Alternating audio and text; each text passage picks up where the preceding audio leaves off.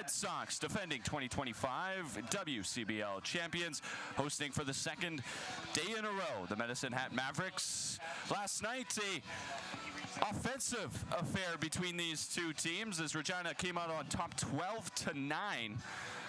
Improving their record to 2-1, while Medicine Hat at 1-2 to start the season, but man, a rematch of that first round playoff series from last year's East Division playoffs. Yeah, and these two teams, they're two stalwarts in this East Division here. They've gone back and forth for a few years now, and it's always fun to watch them tie it up against each other. I suppose we should introduce ourselves. Donovan Mace here on the call alongside Jared Klein. Jared, first game of the season for you this year. Regina 2-1 to start the year. Lots of offense from this team. Yeah, and a lot of offense late from this team. Every game they've started out slow, so that's the key for tonight. Get out to the bats early and often tonight. Want to see them start hot and continue that through 9 innings for tonight's game. We want to see them go all the way through, because what we've noticed is in game 1 they started down 6-0. Game 2 they started down 8-0. Last night, down 7-0. Eventually, they're going to become too much to overcome. So we want to start hot on offense tonight. But they will start in the field as the home team this evening. Here's the starting pitcher for this evening. You see him on the screen there. It's Keegan Baker, the righty out of Southwestern Oklahoma University. Yeah, Baker this year in college pitched in 18 games. He started 3 of them with a 2-5 record, pitched in 36.1 with a 6.69 ERA. First pitch of the ball game from Baker upcoming against Blake Dale, the leadoff hitter for Medicine Hat. Here's the rest of that lineup for the Mavericks this evening. Dale will lead things off, followed off by Evan Morrison in that 2-hole. Carter Roth will bat third with Carson Chan batting cleanup. Shamel Chabot bats 5th this evening with Eric Calder batting 6th.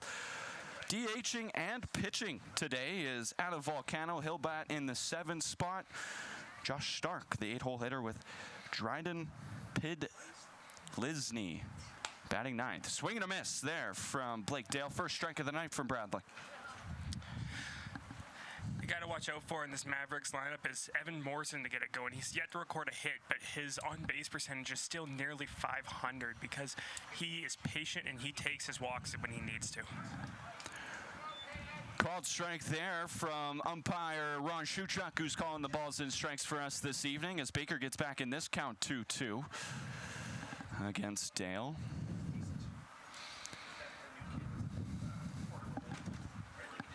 Set and the pitch fouled back by Dale.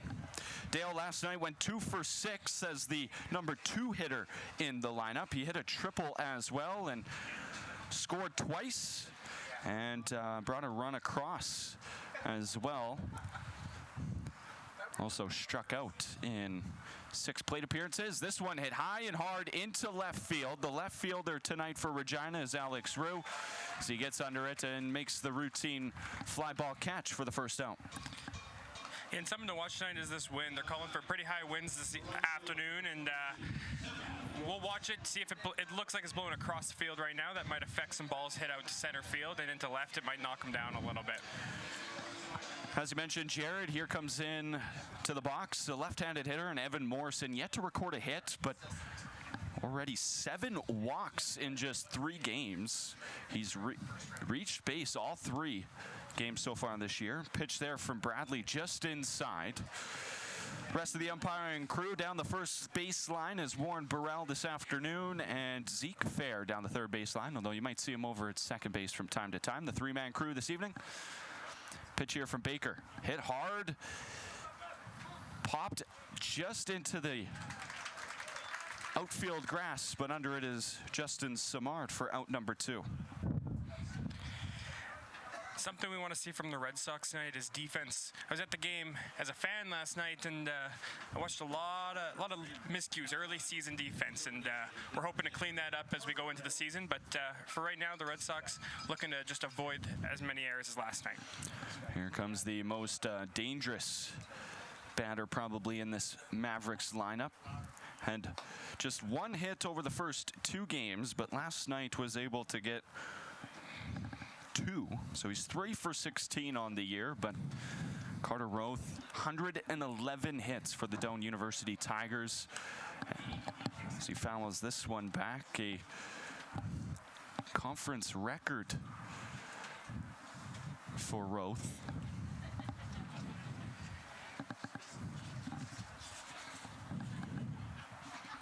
.58 games, batted .455. Did Roth with 22 doubles, 3 triples, and 12 homers. Drove in 74 runs. Walked 17 times, only struck out 14 times. .496 on base, .717 slug. Dangerous bat, and he goes around there for strike number 3, and it's a 1-2-3, top of the first for Keegan Baker. Great. Score remains 0-0 as we head to the bottom of the first. Red Sox get their first chance this evening. Things roll on.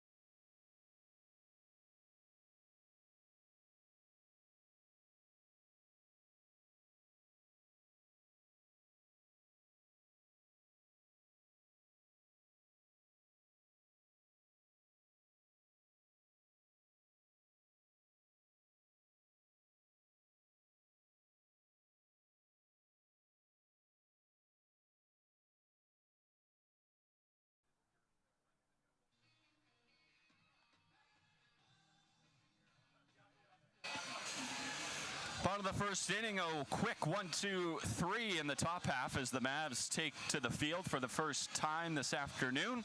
Out on the mound is Adam Volcano. You saw him out in center field last night for Medicine Hat, but he's going to start for the Mavericks here this afternoon. A position player by trade, but he does have a few appearances as a pitcher here in the WCBL. Made 5 appearances last year, all in relief. 7.2 innings pitched with a .587 ERA, struck out 5 batters, walked 5, gave up 8 hits. So batters hit about .276 off of him with an on-base percentage of .410. Only a .258 slug, so he wasn't giving up too much power, and a whip of 1.7. Not so bad for a guy who's not traditionally a pitcher. Yeah, you're right, and he doesn't pitch all year. He doesn't pitch in his collegiate team either. I was looking up his collegiate stats, and it looks like he hasn't thrown off the mound in that since 2023 with Colby Community College. So we'll see how we can do here tonight on the mound. But Medicine Hat hoping to strap some innings together here as their bullpen and pitching staff has been worked hard. Head coach Ryan Pathakos rolling out mostly the same lineup that he did last night against these Mavericks. The only change in the 9 spots. So Mason Cantor will lead things off for Regina. As Jamel Chabot gives the sign, and here comes the first pitch from Volcano. It's down the middle of the plate for strike 1. Justin Smart will bat second this evening. Alex Rue will bat third. Brady Bye back in the cleanup spot after a huge night last night. Will Toher bats 5th. Rain Krekowitz bats 6th with Mason Tafoya batting 7th. Ty Martinez and Mateo Pierre, the 8 to 9 hitters. Again, Pierre the only change in this afternoon's lineup compared to last night. And a guy to watch in this Red Sox lineup, there's lots of potent players, but Brady Bye coming off the postseason MVP season last year. He's really figured out this WCBL league. Let's see if he can continue to crush baseballs here at Curry Field. So Volcano ahead 0-2 to Cantor. First bat of the night, that one just a little high. Oh, it called strike 3, delayed call by Ron Shuchuk. Is down looking, goes Cantor. Yeah, and you saw Cantor get ready. He was already setting up for his next pitch by the time that was already called a strike. And then he walks slowly back to the dugout and chats with the batter, Alex Rue, who will be on deck now. Tell him some information about Volcano. Justin Simard steps in, first plate appearance this afternoon for the second baseman. Takes a first pitch ball.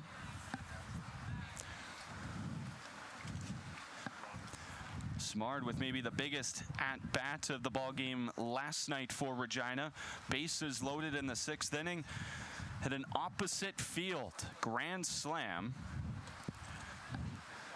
which drew Regina within a run, and then 2 batters later, Brady Bye hit a 2-run shot to take the lead, and they never looked back after that.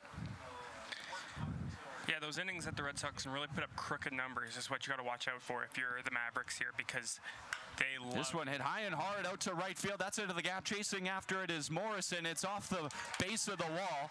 Simard will round first and trot into second.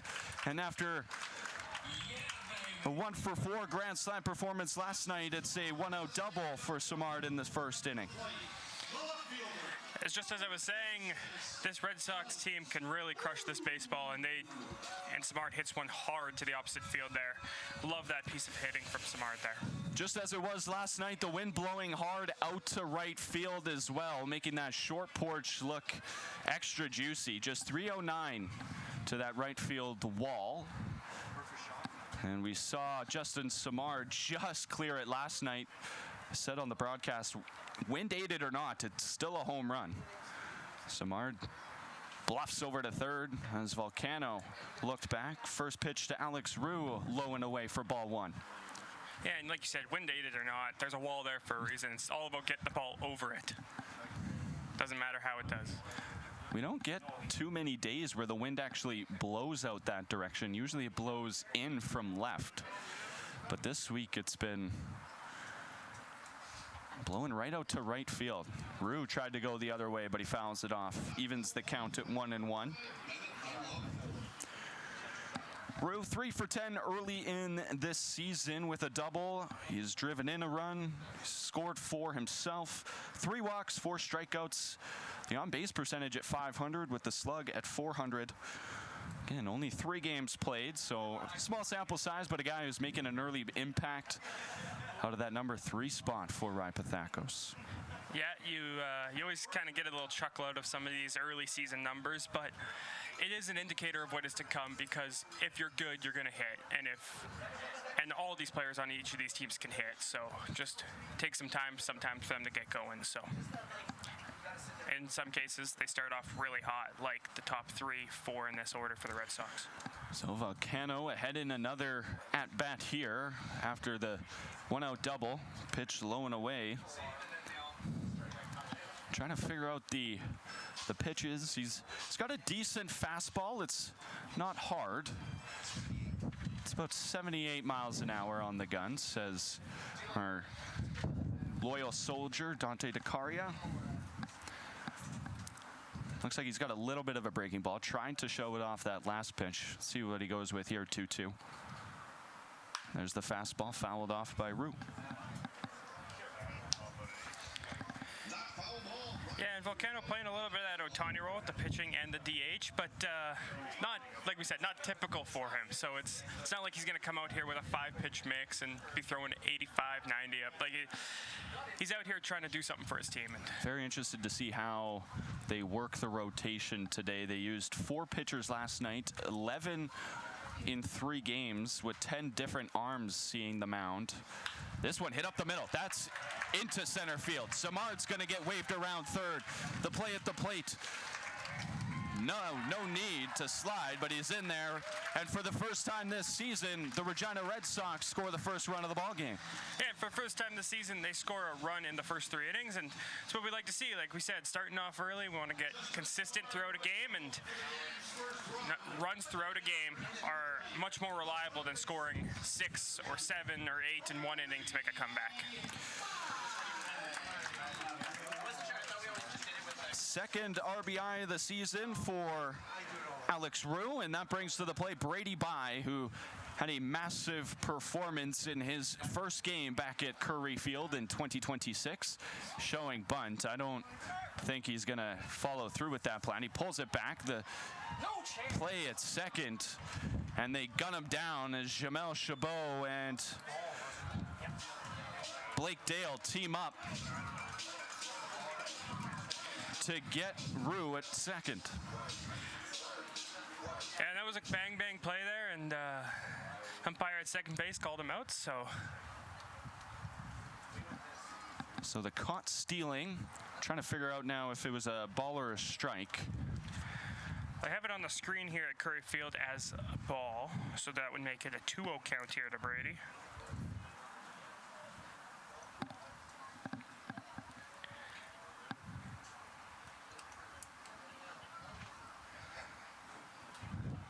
Pitch from Volcano here, fouled back by, had his eyes wide open on that slow fastball down the middle of the plate, just missed it. Yeah, just a little. 2-1 is the count, so it was a called strike.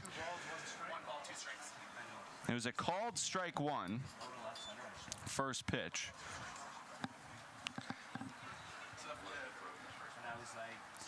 One, two. And that hits him on the ankle. He was hit by a pitch last night as well, was by, and he'll take first here in his first plate appearance. Yeah, and Bai is one of those guys who finds different ways to get on base. He's got a 500 average. He's got some slug to him. His slug right now is 1,000, and of course, early season numbers, but it's fun to look at when you see. 2 home runs helps, that's for sure. Will Toger, 1 for 5 last night with a strikeout, just grounded out a couple times, hit a couple fly balls, just couldn't really find as much green as maybe he was looking for. He was hitting the ball well last night. It wasn't a bunch of rollovers, a bunch of weak ground balls. He was hitting it well, just found gloves. I'm trying to remember if it was Tafoya or Martinez last night. Hit a hard fly ball into the wind towards left field last night. I bet you it was Tafoya because it was a right-handed bat and Martinez is a lefty. Showed off the power because we were saying on the broadcast any other night he probably clears the wall out and left, but the wind just keeping it inside the ballpark. But power up and down this lineup for Regina, very deep. Yeah, and even the guys on their bench and guys that aren't in the lineup tonight, they have some good bats all throughout this team there. And a few guys who haven't made their way up here yet, still playing ball down south. 2-1 the count now from Volcano to Will Toger.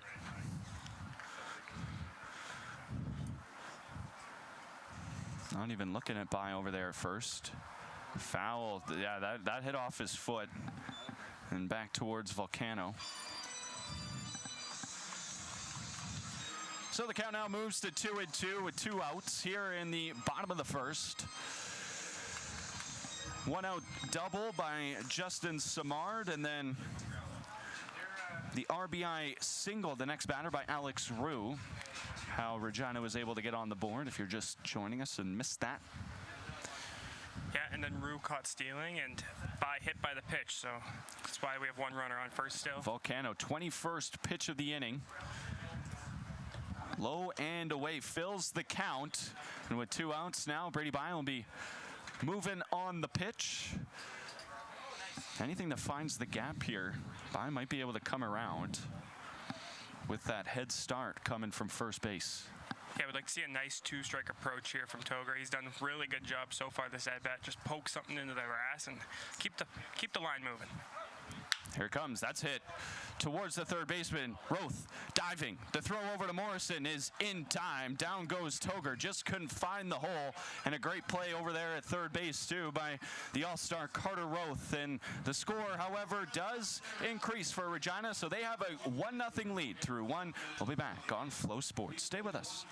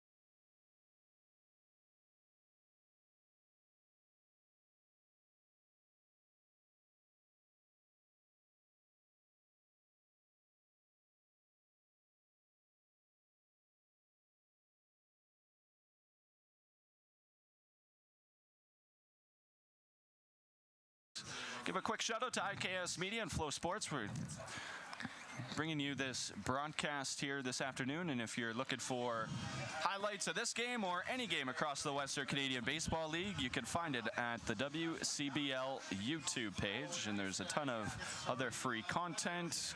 They'll set up each day across the league as well, all the matchups and recaps, and then you can watch full games on demand as well. They're usually posted a couple days after the completion of the game, if you're looking for it.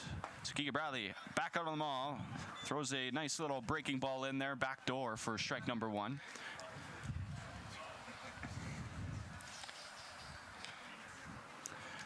Strike thrower already is Bradley. He's 13 pitches, 9 of them for strikes. This one fouled back as Carson Chan leads things off here in the second. Jamel Chabot is on deck with Eric Calder. The do up here this inning. And you mentioned that Bradley's a strike thrower in college this season. 36.1 innings pitched, as I mentioned when he first took the mound. 38 strikeouts. He does give up some hits and some hard contact because he's in the zone, but he also gets some whiffs. So that was a conversation Lee and I were having last night. Was trusting your defense to throw, and throwing strikes.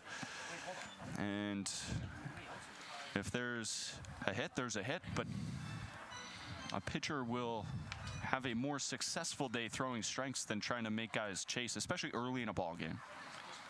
Yeah, exactly. You don't want to rise your pitch count too much, otherwise you're going to be laboring. Swing and a miss there. Back-to-back strikeouts for Keegan Baker as he gets the first out here in the top of the second to bring Jamel Chabot, the catcher, to the plate. Chabot last night went 0 for 2. Did score a run because he was hit by a pitch, but he struck out in his 2 at-bats.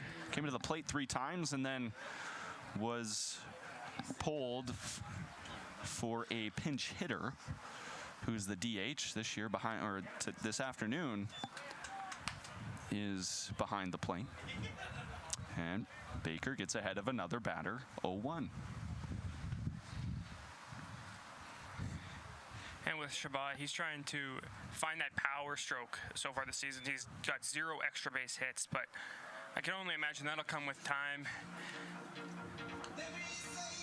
He's got a good swing. He should be able to find some gaps here eventually and at least get some doubles and maybe put a few over the wall. But as of right now, still looking for that first extra base hit of the season. 1-1 pitch after the breaking ball went to the backstop. And it's fouled back by Chabot and hits the top of the concession. Chabot, returning Maverick, one of 9 returning players on this Medicine Hat Mavericks. In 23 regular season games last year, hit .290. And you talked about not a ton of power. Honestly, Jared, for this guy, he had 20 hits last year, only 5 of them extra bases, all doubles. But a guy who still got on base quite a bit with 16 walks. He actually nearly had as many walks as he did hits. This one hit towards Samard at second, bobbles it. Still maybe some time, but it's not in time. And Samard says, "My bad." I'm going to guess that one's going to be charged as an error to the second baseman. And, oh, no, now Chabot is down after legging that one out. Not a good sign here for Medicine Hat. No, it's not.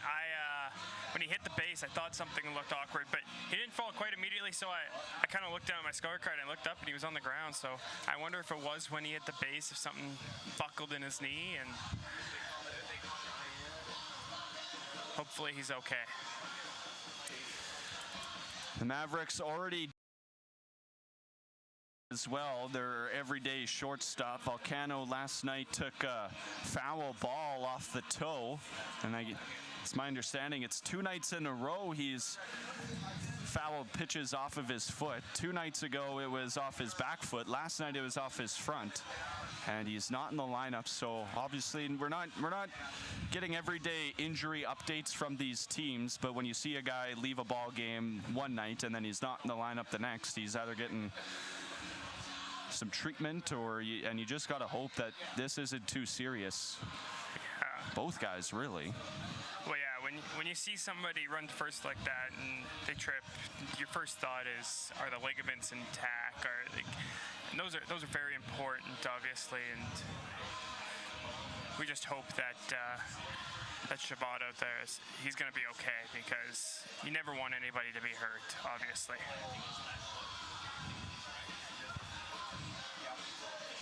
And you just know in situations like this, it's probably a stretch to try and beat out a throw, which tweaks something. So.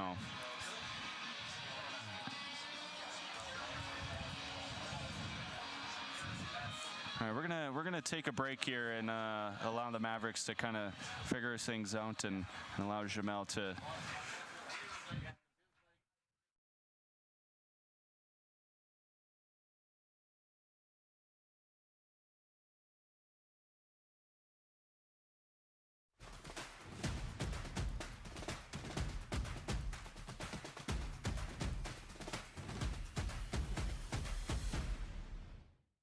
For over a century, we've been more than just lawyers. We're your neighbors, your friends, and your strongest advocates. With 15 locations across the prairies, we're everywhere you are. Stringham, your local lawyers.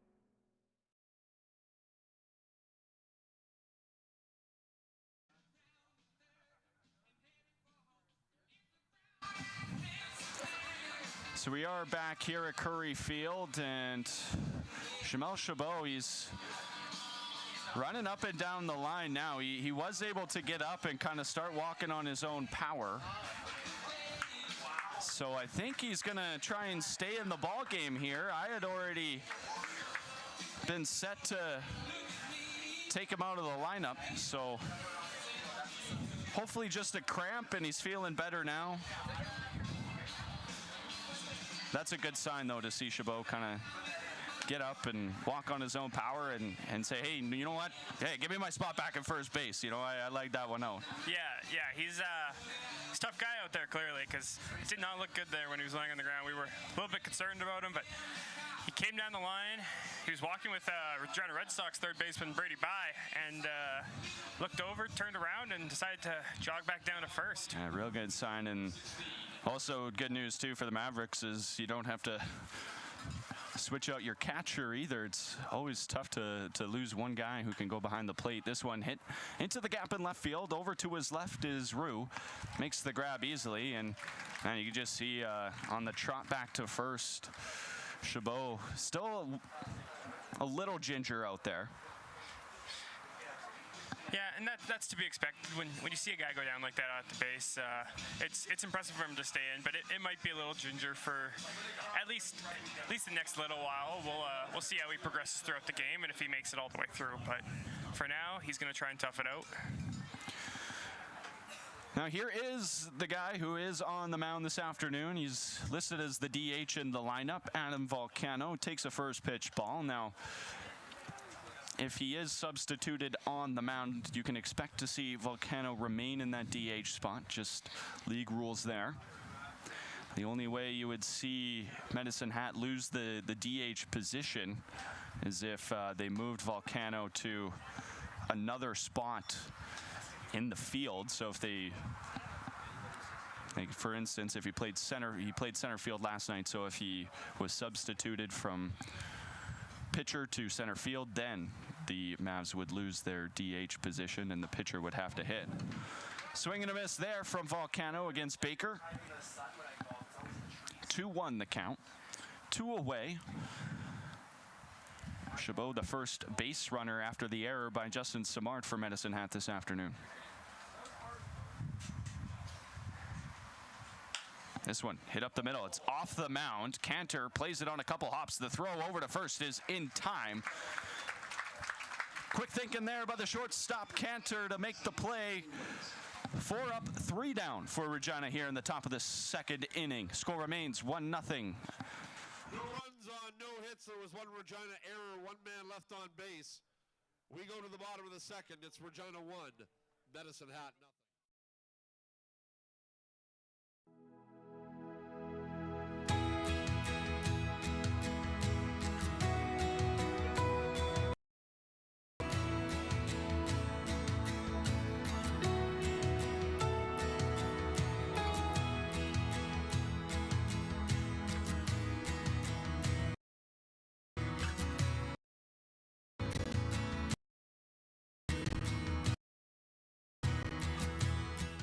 Hey baseball fans, make sure to stay up to date with your favorite teams across the league by subscribing to the WCBL YouTube channel right now. We have tons of free coverage for you over there, including daily highlights, full archived game broadcasts, daily game day previews, plus the WCBL report with myself and Joe McFarland every Wednesday. It's all in one spot, the WCBL YouTube channel. Subscribe today.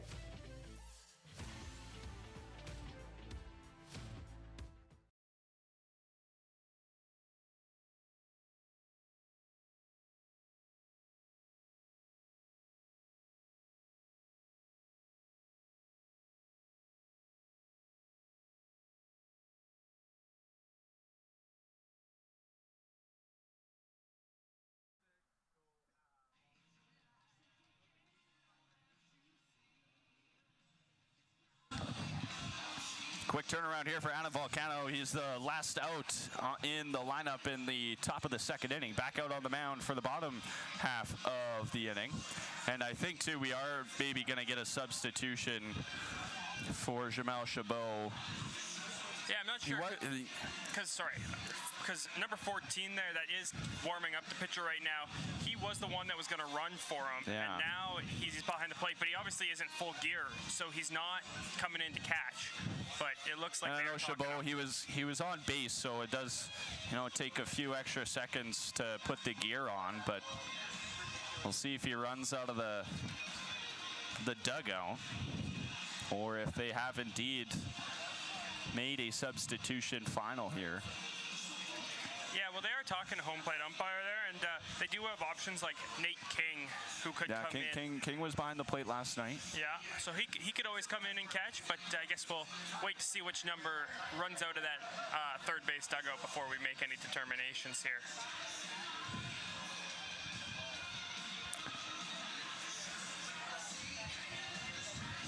So yeah, we get to talk a little bit more about last night then. A big latter half of the game for Regina, but as you were kind of mentioning off the top, Jared, just the need to kind of put runs on the board early. They got one here now in the first inning, just the earliest they have scored all season. That's got to be a good sign for you. Yeah, I like to see runs early because it really sets the tone for the game.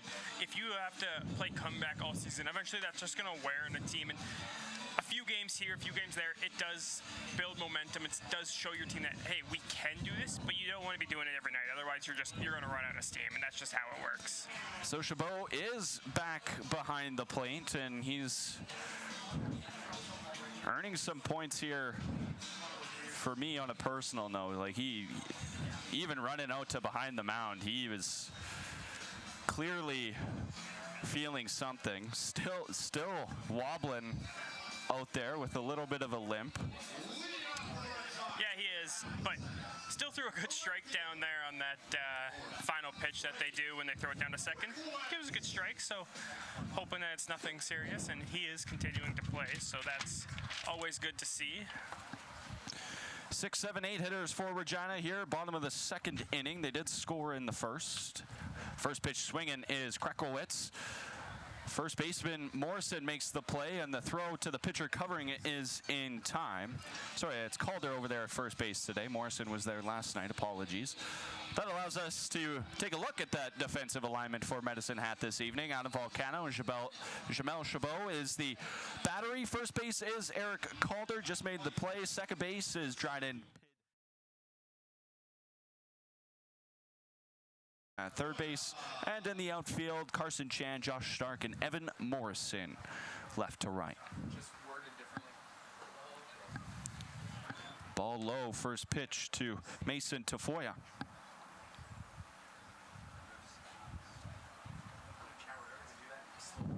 Tafoya was the only Red Sox who did not reach base last night.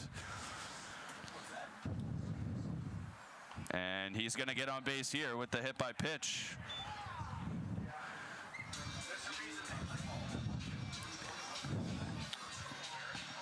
They hit 5 Red Sox batters last night, and now in the second inning already have hit another one, as Tafoya here just takes this one right behind the numbers.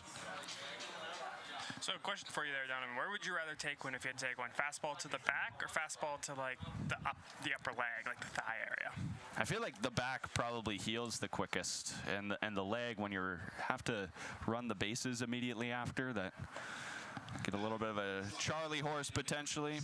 Yeah, especially when you're talking about a guy who uses some speed. Should say too, actually the second hit batter by Volcano already. Just 4 outs through this game.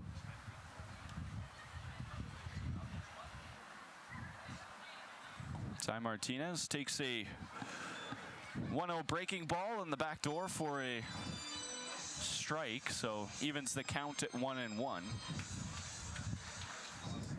And I'm watching Tafoya out there at first base, and he's taking a very aggressive secondary lead. I'd like to see him, if you can time up Volcano on the mound, take second base. Got some speed as a center fielder. Popped in the infield. Dale under it, searching for it. Wind blowing it around, and he finally makes the grab. Wind playing with the baseball here this afternoon. Yeah, those high fly balls that are, especially when they go out to center field and they got some spin on them, or they're sliced into the opposite field, they got some spin, they'll play weird, and outfielders going to have to be aware of that tonight. Otherwise, they might have some troubles tracking them down. And so that brings Mateo Pierre to the plate. He's appearing in his 3rd game already this season. Yet to record a hit, but this guy could be one to watch for Regina. Oh no, they got him caught in the rundown. Oh, they're calling obstruction. And now, wow, Tafoya is going to get second base on the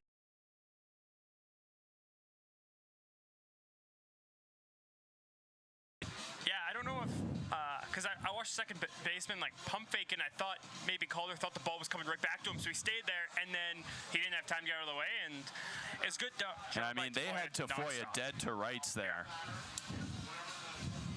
You have to trust, if you're Calder there, you have to trust that Volcano's going to get in behind you and take that ball, because you can't risk doing exactly what just happened, and he knows it, but it's something he'll have to remember for next time.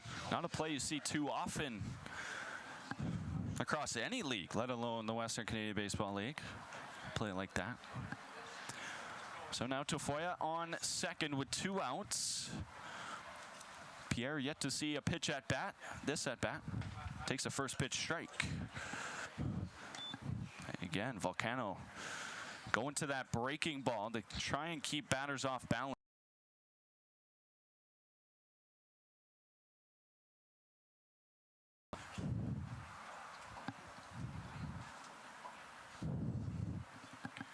One pitch. That one popped foul as Pierre falls behind 0-2. Pierre, a guy, I'm not even going to attempt pronouncing where he's from. He's from France. Plays at Arizona Western University. He's a freshman there. Now, he's also a guy who's made the French national team. I should say national junior teams. So he was on the U23 roster for the European Championships this past year, and then 2 years ago in 2024, a U18 national team. Takes a pitch low. Played just 3 games at the U23 Euros last year. Had 1 hit.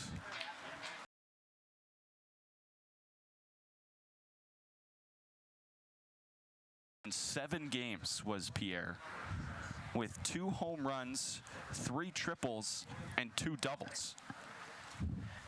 Yeah, and you know, as Canadians and as Americans, when you strap the logo, the and he flag, dribbles this one over towards Roth at third. The throw's a little high, but jumping up to catch it is Calder. He steps on the bang and gets Pierre to ground out. Score remains 1-0 as the Red Sox leave a base runner on here in the bottom of the second. Mavs look to draw even when we return here on Flow Sports.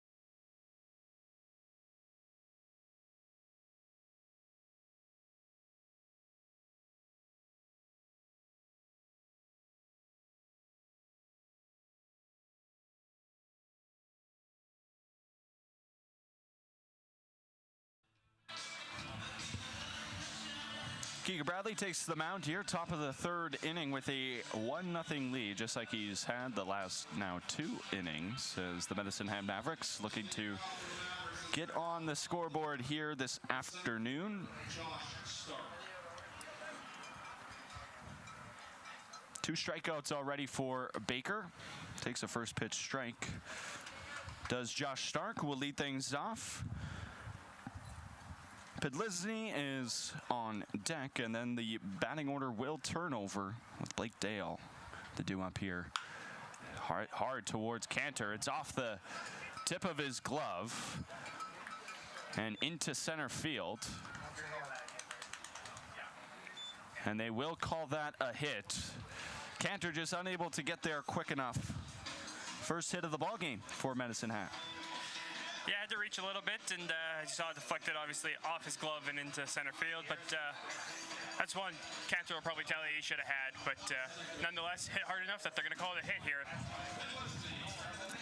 Dryden Pedlizny comes to the plate now. He came in as a pinch hitter last night, went 0 for 2 with 2 strikeouts.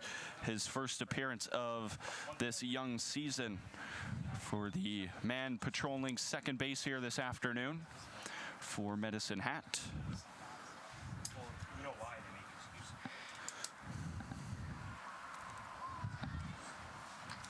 Pitch here from Baker.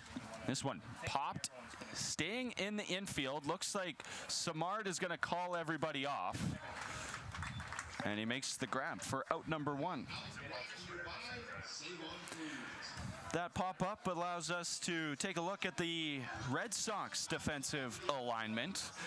It is Baker and Pierre as the 2-man battery for Regina, with Will Toger, Justin Samard, and Brady By first, second, third. Mason Cantor patrolling shortstop.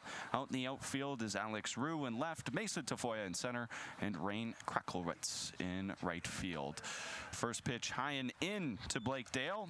Dale already 0 for 1 with a flyout this afternoon. Flew out to left field, trying to hit it into that wind.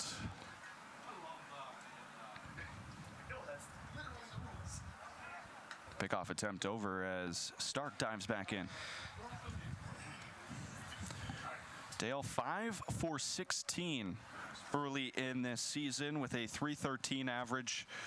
563 on base. Swing and a miss there, as he's added a couple walks as well. 2 doubles, a triple, which he hit last night. 2 runs driven in for Dale. Sorry, 313 on base, 563 slugging. Apologies. High and in. That is teeth from Baker. trying to keep Dale off the plate.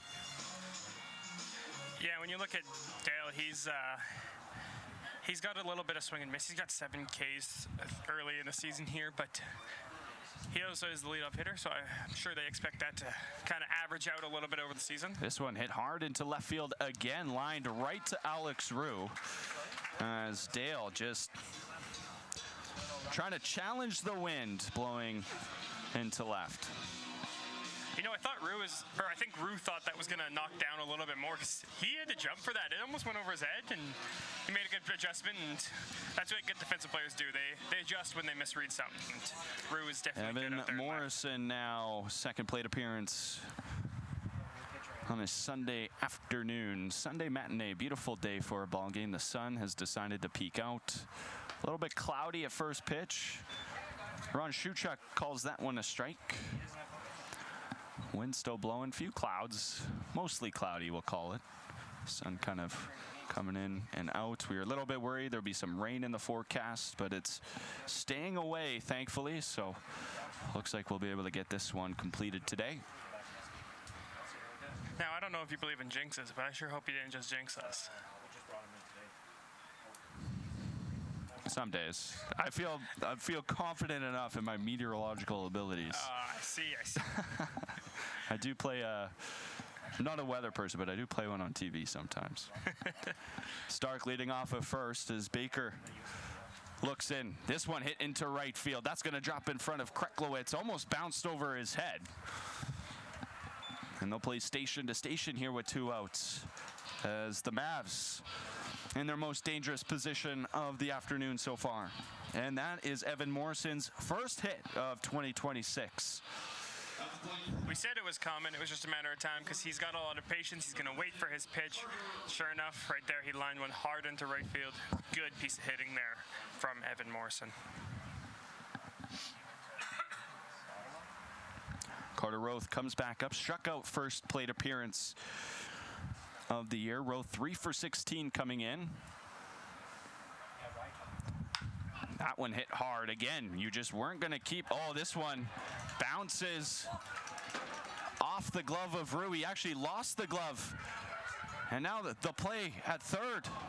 Vi dropped it, and they still are able to get Morrison out at the plate for the third out of the inning. A weird finish here, but Medicine Hat able to draw even as Stark came across to score on the single. Big turn around third from Evan Morrison. And he gets thrown out at the plate. As a little bit of a question mark here, a little bit of a discussion, but we'll take a break and be back here. Score now even, 1-1 as we head. 2.5 here at Curry. Hey baseball fans, make sure to stay up to date with your favorite teams across the league by subscribing to the WCBL YouTube channel right now. We have tons of free coverage for you over there, including daily highlights, full archive game broadcasts, daily game day previews, plus the WCBL report with myself and Joe McFarland every Wednesday. It's all in one spot, the WCBL YouTube channel. Subscribe today.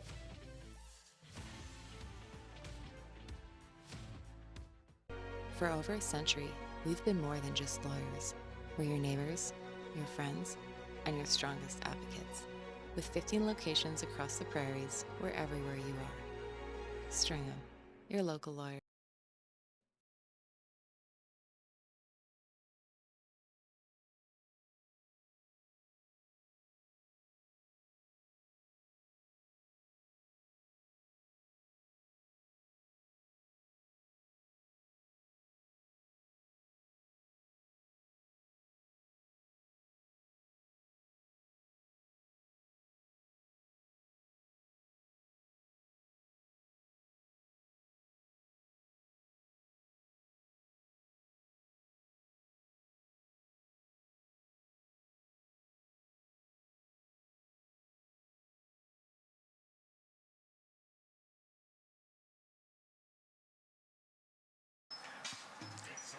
Back here, bottom of the third inning, and yeah, they've now taken Jamel Chabot out as the catcher, and Takeo Cervantes has taken over as the catcher this afternoon. Chabot tried to grind it out for an inning there behind the plate, but I think it just got to be a little bit too much for him.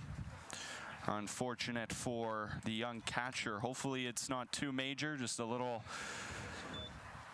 cramp that he is able to come back from shortly. As the Mavs seem to be dealing with injuries early in this season. Is that score correct? It's 1-1. And Cervantes, I'll try to find some stats here. Mason Cantor, the leadoff hitter for the Red Sox this afternoon, coming to the plate here to lead things off in the bottom of the third. He struck out to lead off Regina's half of this ball game.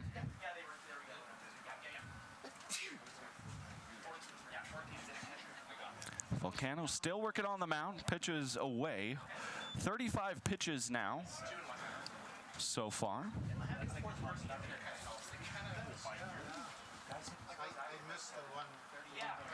Cantor 1 for 10 coming into this afternoon's game. This one dribbled through the hole into right field. Leadoff single here to get things started in the third for the Red Sox. Yeah, good piece of hitting there. It's always, sometimes you're gonna roll over, but you just gotta get that seeing eye base hit, and that's exactly what he got there for Cantor. Justin Simard coming back up. He's been as hot can be to start this year. Already 1 for 1 after a 1 for 4 performance in the Grand Slam last night. Seeing the ball well, making lots of contact. Just the one strikeout. Pickoff attempt over to first. Has Cantor diving back in.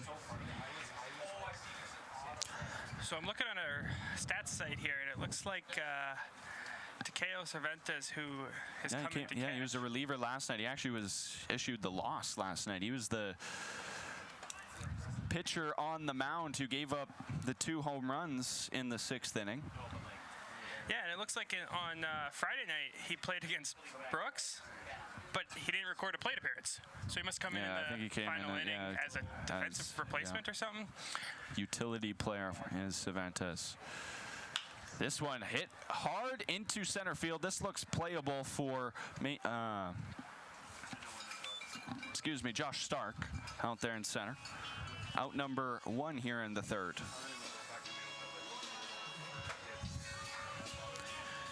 Smart has been pushing things to the opposite field so far. He's been using all parts of the diamond. All 4 times that he made contact last night, he hit them to right field, and his 3rd time's the charm for Simard, who was finally able to get it over that right field fence. That one inside, called a strike to Alex Roux. Roux had a single and then was caught stealing in the 1st inning. Roux 1 for 2 last night. 3 for 10 on the year with a double, run batted in, 3 walks, 4 strikeouts. He has been on base half the time that he's come to the plate. This one grounded towards Rowe. Double play opportunity here. There's one. Throw over. Is in time, says Warren Burrell, as they go around the horn to get the double play. 5-4-3. Score it. Roux just unable to beat this one out.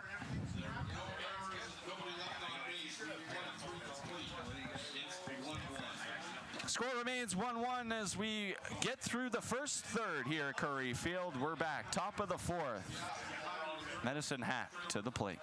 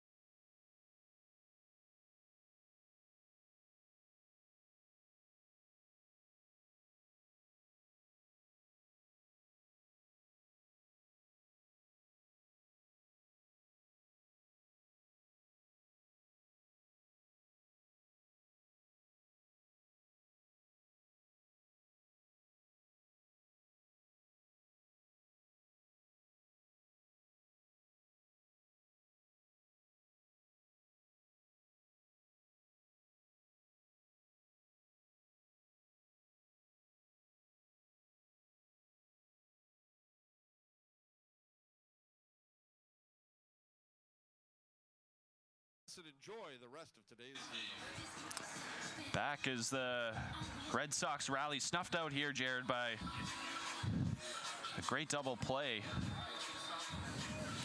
Yeah, it was close at first. I thought he beat it off the off live, and looking back at it, I think he did. Rue definitely disagreed with the umpire, but unfortunately, no one else but the guy in black's opinion matters.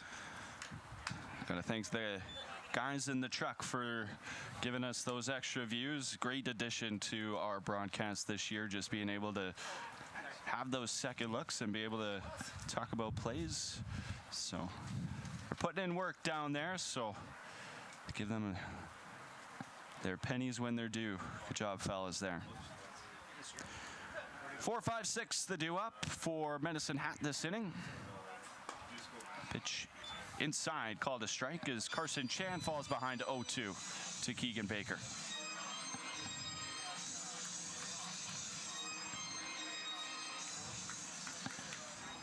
Baker pitching real efficiently.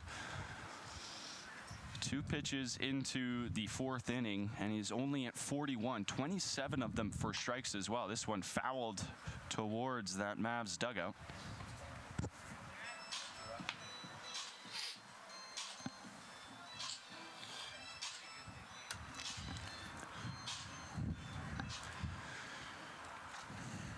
Looking good here in his first appearance in a Red Sox uniform is Baker. Here's the 0-2 pitch once again. High and away. Doesn't get Chan to bite.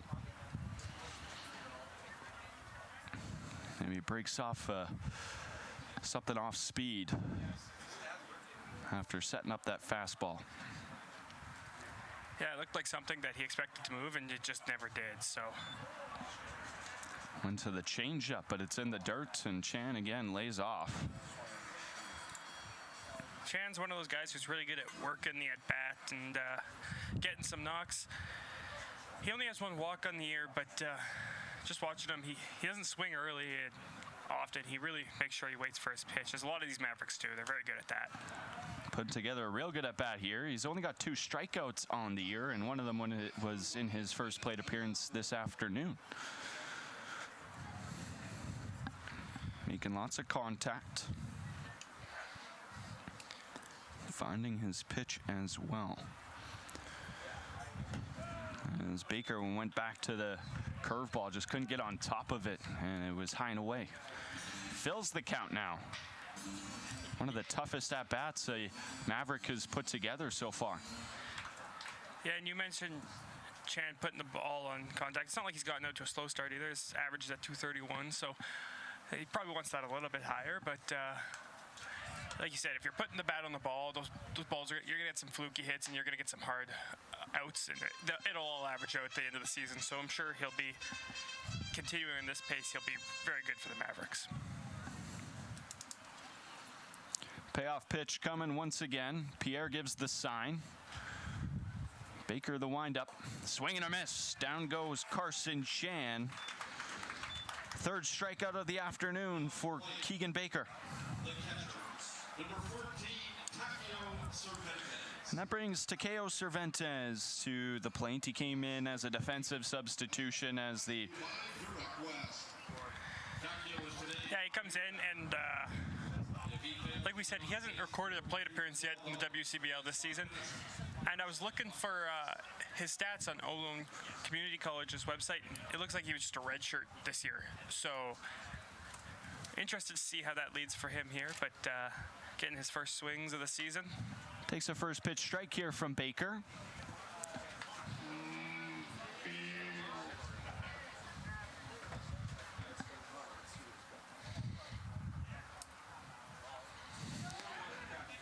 On 1 pitch now from the righty, fouled back by Cervantes. Cervantes actually came in as a reliever last night, and he was on the mound and was issued the loss in that 6th inning, where he gave up 2 home runs, including the grand slam to Justin Samard. And I think if you're a guy who was on the mound last night and gave up a crooked number, if you're in the lineup and get a chance to make an offensive impact the next day, you're going to maybe a little bit extra motivation for Cervantes to get a hit here. This one hit up the middle. Cantor plays it on a couple hops. It was spinning. He had to jump. Throw was offline. Allows Cervantes to reach. Throw was in time. Gotta imagine Cantor going to be charged with an error. And that's the second one tonight for those Red Sox, I believe, right? We had one from Samard earlier in the game.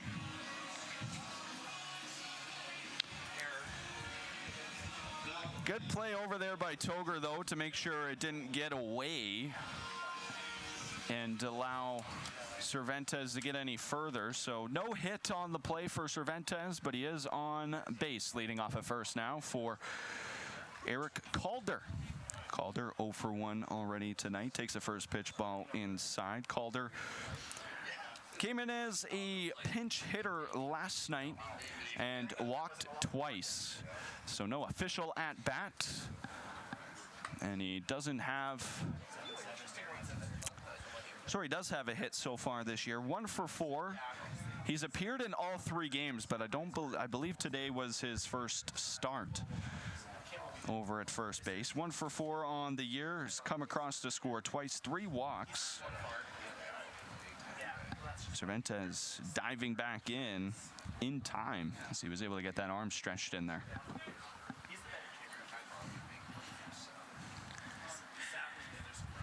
And that's something that the Sox struggled with last night, is picking off those runners. They threw a few into the outfield when they were trying that.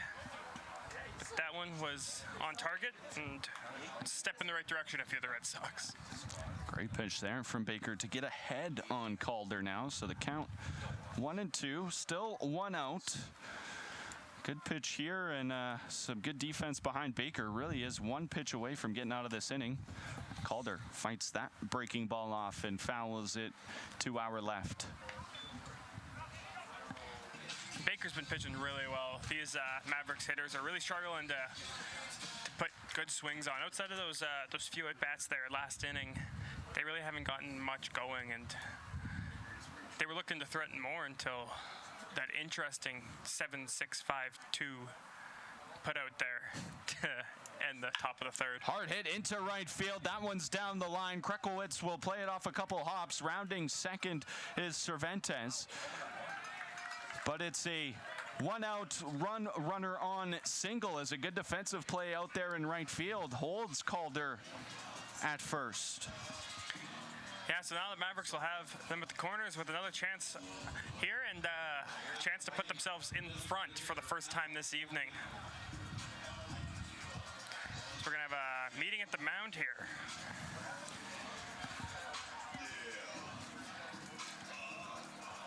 Pitching coach Zane. Mavericks in another dangerous situation. Second inning in a row, which Baker has allowed a little bit of traffic on the bases. This is we saw one of these last night as well out of the Red Sox, where it was quite a social gathering just to kind of slow the game down and forced last night it was Derek Sada behind the plate. He had to come break it up, but it wasn't too much of a motivational speech, more just of a calm yourself down in a situation like this. Yeah, and sometimes that's all a guy needs. He just needs to remind that he's gotten this far into a game, he's pitched this effectively. Just continue to go. And just a reminder, hey, if you can get something low, roll something over our guys behind you, we'll pick you up. Kind of the name of the position. But he always says that to them. Pitch here, it is the pitcher Adam Volcano up to the plate. Grounded out to the shortstop. I think Baker would take that exact same situation here. He would take that exact same result. Potential double play opportunity. This one hit into center. This looks deep enough to score a run. Tafoya does make the grab. Tagging is Cervantes, who comes across in the air. Does come back to bite Regina.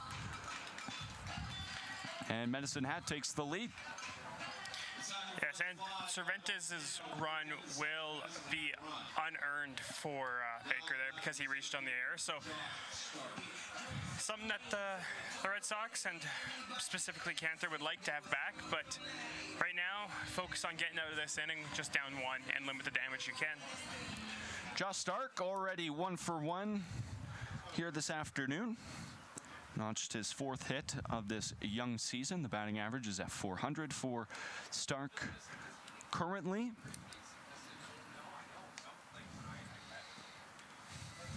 Here with 2 outs, he pops this one just on the infield, and Brady Bye, the third baseman, gets underneath it, and the Red Sox leave another runner stranded. Medicine Hat, though, takes their first lead of the afternoon. It is 2-1 for the Mavericks as we head to the bottom of the 4th inning. Red Sox will look to climb back even and regain that lead when we return here on Flow Sports. Medicine Hat leads.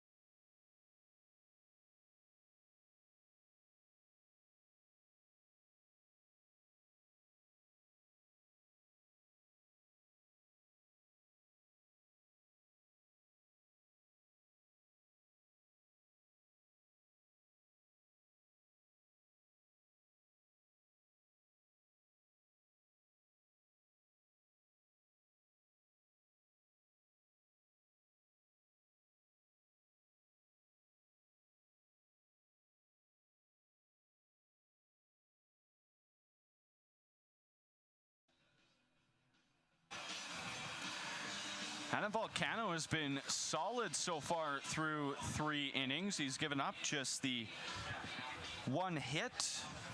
He hasn't walked a batter. He's got a strikeout. Sorry, 3 hits. He has hit a couple batters, but he hasn't issued any walks. But the most dangerous Regina Red Sox hitter comes to the plate to lead things off here. Bottom of the 4th, and for the first time this afternoon, Regina trails in this ball game 2-1. That one is gone. See you later. Brady Bye, 3rd home run of this homestand. Makes no mistake on the first pitch of the inning.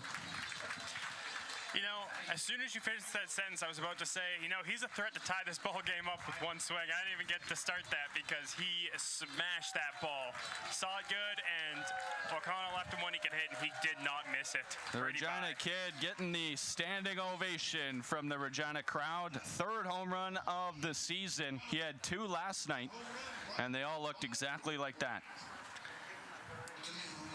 Yeah, and that lefty takes advantage of that short wall out there, and quite often he does not miss it when he gets the opportunities. I was talking with Brady early this year. Next pitch, also swinging, is Toger. And Bye jumping on Volcano here. 2 pitches, 2 hits to begin this inning. Now, finish my thought here. I was talking with Brady earlier this week. So I was hanging around practice on Tuesday.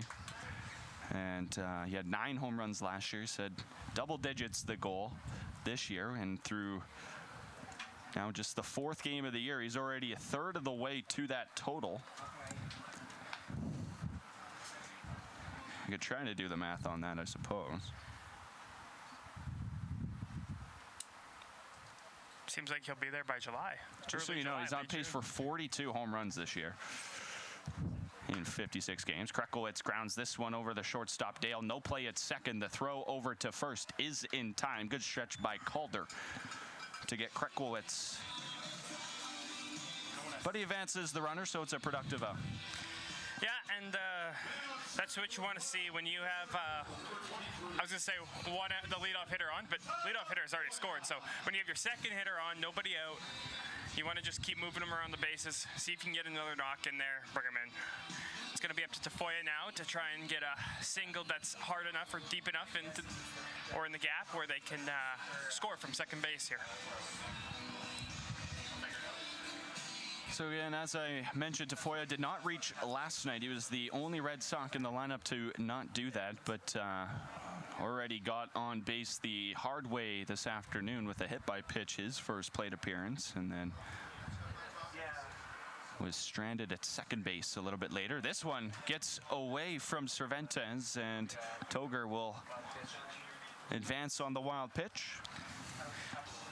Yeah, and last time Tafoya was on base, that's when he got picked off and then reached second on the obstruction there. Yeah. On first baseman Calder out there for the Mavericks. So they'll draw the infield in here. So anything hit hard to a fielder, play will be to home. They'll give up the run anyway if it gets over top, just like that, as Mason Tafoya drives in the run, and Regina retakes the lead. It's now 3-2. This run scored, presented by H.K. Henderson Consulting. Another good piece of hitting there from Tafoya. Really drove that one the other way and knew what he had to do and got a job done.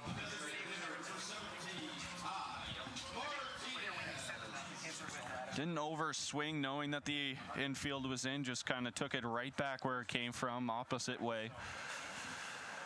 There's a pitch on the outer half, so you didn't do too much with it. There goes the runner. Play as Tafoya with the stolen base, showing off the wheels. Yeah, and that's about what he tried to do last time he was on base, but they got him last time and then didn't get him. But this time throws offline. He had a good jump. He read the pitcher well, and he's in there safely. Was a called ball as well to Ty Martinez. Martinez, a left-handed bat. Long delay. Martinez grounds this one foul. You know, I was looking at Martinez's stats. Obviously for this season, they're short sample size, but I went back to his college stats specifically, and he had 49 games played. He had a 960 OPS. 2 doubles, 3 triples, 4 home runs. I kind of like that, just the symmetry in that. But definitely a guy who has a lot of bat-to-ball skills and a lot of ability to get extra base hits. This feels like a guy, if he can string hits together and get on base often, will really lengthen out this Red Sox lineup and that number 8 spot. Yeah. We've seen the top of the order make large impacts already early in this season. Just looking for the bottom half of this Red Sox lineup to do similar, and he takes that one also in the dirt. So the count goes to 3-1 as Volcano now, who had a really solid first 3 innings, struggling now in the 4th. Yeah, and each of the pitchers have had an inning or two where they've run into a little bit of traffic, or an inning where they ran into a little bit of traffic. Ironically for Baker, that was the 3rd inning, and this one popped foul and out of play. Roth is going to chase after it in case it blows back into play, but no, it's going to get into the seats. There's some action going on down there in the Mavericks bullpen. There's a righty warming up. I'm seeing if he'll turn around so I can get his number, but I don't think he will. Looks like 25 5? 5. Lovely. Full count at the action at hand. Ty Martinez with 1 out. Tafoya standing on second. Pitch here. Grounded foul again. Chopped towards the Red Sox dugout, and Justin Samard picks it up on a couple hops. So hold on to it though, as they'll give Volcano a new ball.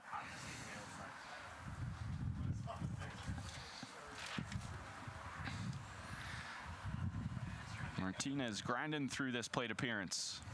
Yeah, really good plate appearance from Martinez. I would love to see him finish it off with a base hit that scores one. Really get him going this season. Swing and a miss at the changeup in the dirt. A great pitch from Adam Volcano to get the designated hitter.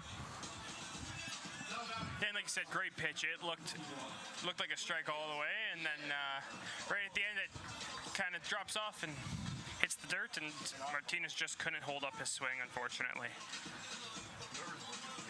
That brings the number 9 hitter and catcher Mateo Pierre back to the plate.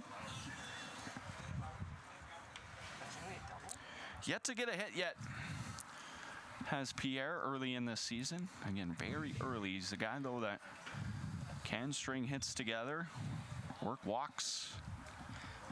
You know, last time he was up, you were mentioning how he played for Team France, and I started to say before the ending ended, unfortunately, is everybody in Canada and America, especially with the Olympics that just happened, know that when you put a flag on somebody's chest, it just means a lot more. And I'm sure Mateo would tell you the same thing when he wears that France flag across his chest. Maybe a guy, if France can continue to increase their baseball prowess, maybe you see him at the World Baseball Classic. They had a great tournament this year, did the World Baseball Classic. There's a guy in the front row behind home plate who's got a Czech jersey on. You can see him just on the left side of your screen there. Ball high.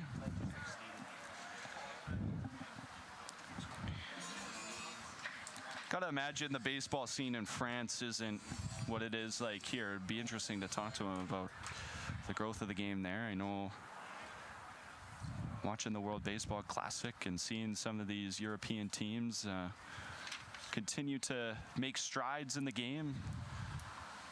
You know, and that's what we love about sports is, as we've seen football and basketball and hockey grow, it's only become more competitive. International competitions become more fun. I'd love to see baseball to get to that at one point. And, of course, it's going to be at the Olympics in Los Angeles in 2028. Volcano here, 1 pitch away from getting out of this inning. 2-2 is the count with 2 outs.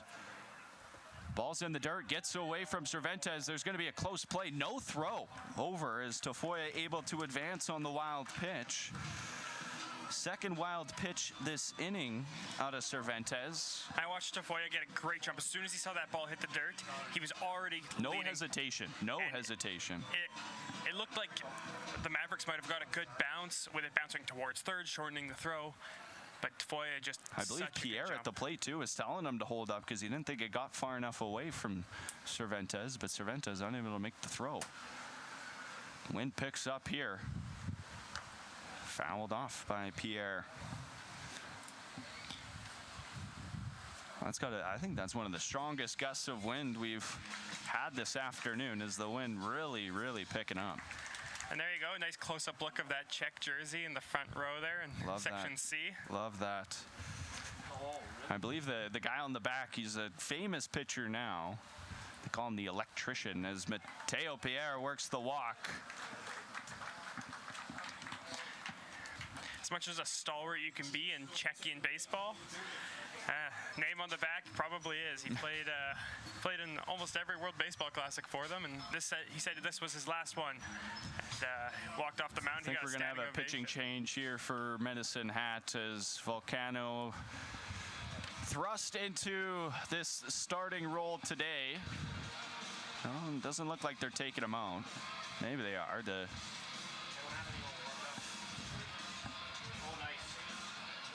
See what kind of conversation. The guys in the dugout are looking like a welcoming committee, but I think with 1 out here in the 4th, I'm going to try and let him finish it out. one more vote of confidence. Maybe the last batter he'll face as the lineup turns over. This is the third time through now. Third time he'll see the leadoff hitter Mason Cantor. Yeah, and you'd think with it being the third time through and this being an opposite-handed matchup, maybe they're trying to get through the righties here if he can't get the outs, but you would think by that point there's another run in and they don't want to risk letting that run in. So interesting to see what they're going to do here. But Cantor 1 for 2 on the afternoon with a strikeout and a single, respectively, in the first and third innings. Runner going, no throw at all. Didn't even look. Stolen base? They will call it a stolen base despite there being no throw. So Pierre gets the stolen base as the catcher. Aggressive on the base paths. 1-0 is the count to Cantor. That one also misses. Volcano to 62 pitches now as he's really had to work hard this inning. Of course, Brady Bye led it off with a home run. Will Toger on the very next pitch hit a single. He later came around to score. Tafoya, who's standing out on third now, also reached via base hit. And then Pierre, who's on second, walk in a stolen base. This one hit into right field. It's going to drop in front of Morrison. That will score one. They'll hold up Pierre at third. RBI single, second hit of the ball game for Mason Cantor. good piece of hitting there. Able to pull it into right field and score a run. So the score now 4-2 as the lead increases. Sorry to cut you off there, Jared. I was just about to say, I think we are going to get that change now. So interesting that they left him in for the righty-lefty matchup. Obviously, bringing in a righty, but... All right, we'll introduce you to the new pitcher. We'll take a short break here on Flow Sports. Score 4-2, Regina here, bottom of the fourth inning with 2 runners on.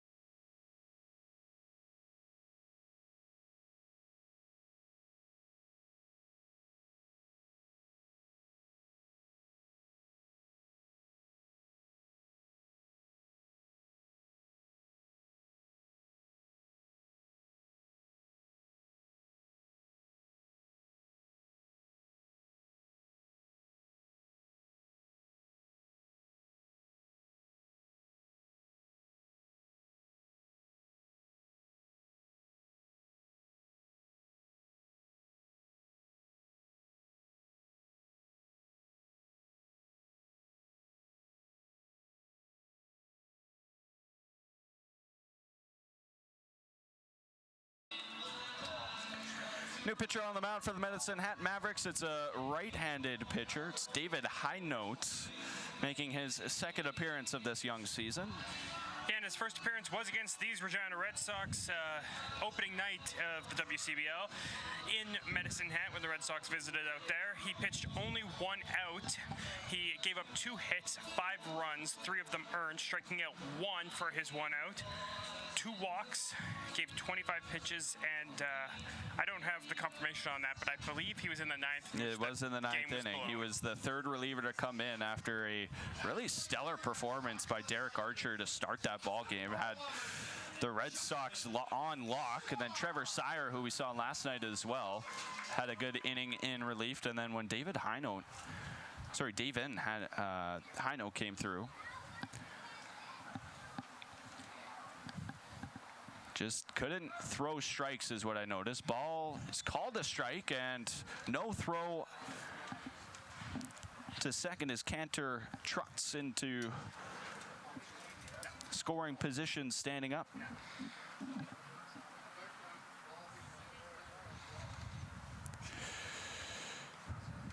So 2 runners now in scoring position for Justin Simard. The first batter Heinold sees. And he takes a ball. Simard with a double and a run scored. Heinold hitting about 73 on the gun right now.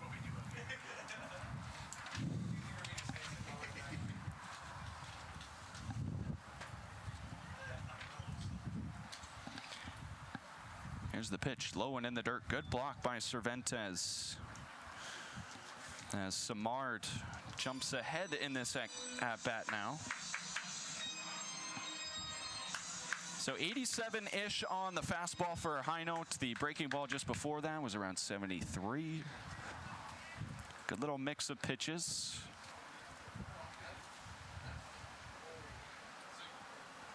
This one popped. Foul territory. Cervantes is going to watch it bounce off the souvenir stand. But I was able to track down the ERA and the innings pitched for Heinold in Kansas Wesleyan University. Wesleyan, yes. Wesleyan University. There's a couple of Coyotes on this team. Pitched in 27 innings with a 7.33 ERA. 2-2 pitch, fouled hard off the light pole by Simard. He's now fouled back-to-back pitches in this 2-2 count. Simard, the 7th Regina Red Sox to come to the plate this inning. Did give up some home runs there. Is Heinold. He gave up 5 this season in his 27 innings. Look over. Here's the pitch from Heinold. 2-2. Hit. More in play. Doesn't just squeaks over that right field line and out of play. Another foul from Simard. A good at bat here from Justin Simard. He's really fighting off the pitches that he doesn't love and looking for one that he can line into a gap, hopefully, or who knows, maybe emulate last night where he put it over that 309 sign. The wind is blowing out that way. Pitch. Ball in the dirt. Cervantes off the mask as the count runs full. Simard last playoffs was really solid, and I think kind of was a guy that Ryan Pathakos looked to in spots exactly like this, where he went 6 for 20 in 7 postseason games, 2 runs, 3 RBIs, walked twice, had a 300 average, 364 on base in the postseason. Did Simard. 3-2 pitch, low, away, and Simard draws the walk to load the bases for Alex Roux. Alex Roux will be the 9th batter the Red Sox have brought to the plate. And Simard, as he's walking down to first, trying to give Roux some information. Hey, this is what I saw. This is what you need to look for. And really give them an opportunity to have a 2-out rally here, put a couple extra runs up, and really give them a crooked number here. Obviously. Chance for Alex Roux to make the biggest impact so far this year. He's been in this situation a couple times this year, but hasn't really come through just yet. Just the lone RBI. He's hit by a pitch. And another hit batter in this series by Medicine Hat, and this one allows a run to come across to score. Real tough RBI there by Roux. And guess what? Here's Brady Bye coming to the plate with the bases juiced. And now if you are... Do you give him the Barry Bonds treatment? He's hitting them. You let him swing away. Yeah. There might only be one Barry Bonds, but Brady Bye is hitting the ball like him in the last couple nights. Big lead over at first by Rue, as they are not holding him on at all. First pitch, swinging. That's going to get past the shortstop. Diving was Dale. Rounding third is Samard. Rue will slide into third. 2 RBI single. Third RBI of this inning for Brady Bye as he plays a little small ball with the bases loaded. Brady Bye posted through to the left side for a couple more runs. Brady's having himself a big afternoon. Is that 10 RBIs in the last 2 games, or close to it at least, eh? Or no, he didn't hit the grand slam. 6 last night. 6 last night and 3 tonight, so 9 in the last 2 nights. 2 days, I guess, because it is not Just a good piece of hitting there by fouled back by Will Toger. Yeah, a little check swing there from Toger that found his bat as Bye was trying to get to second base.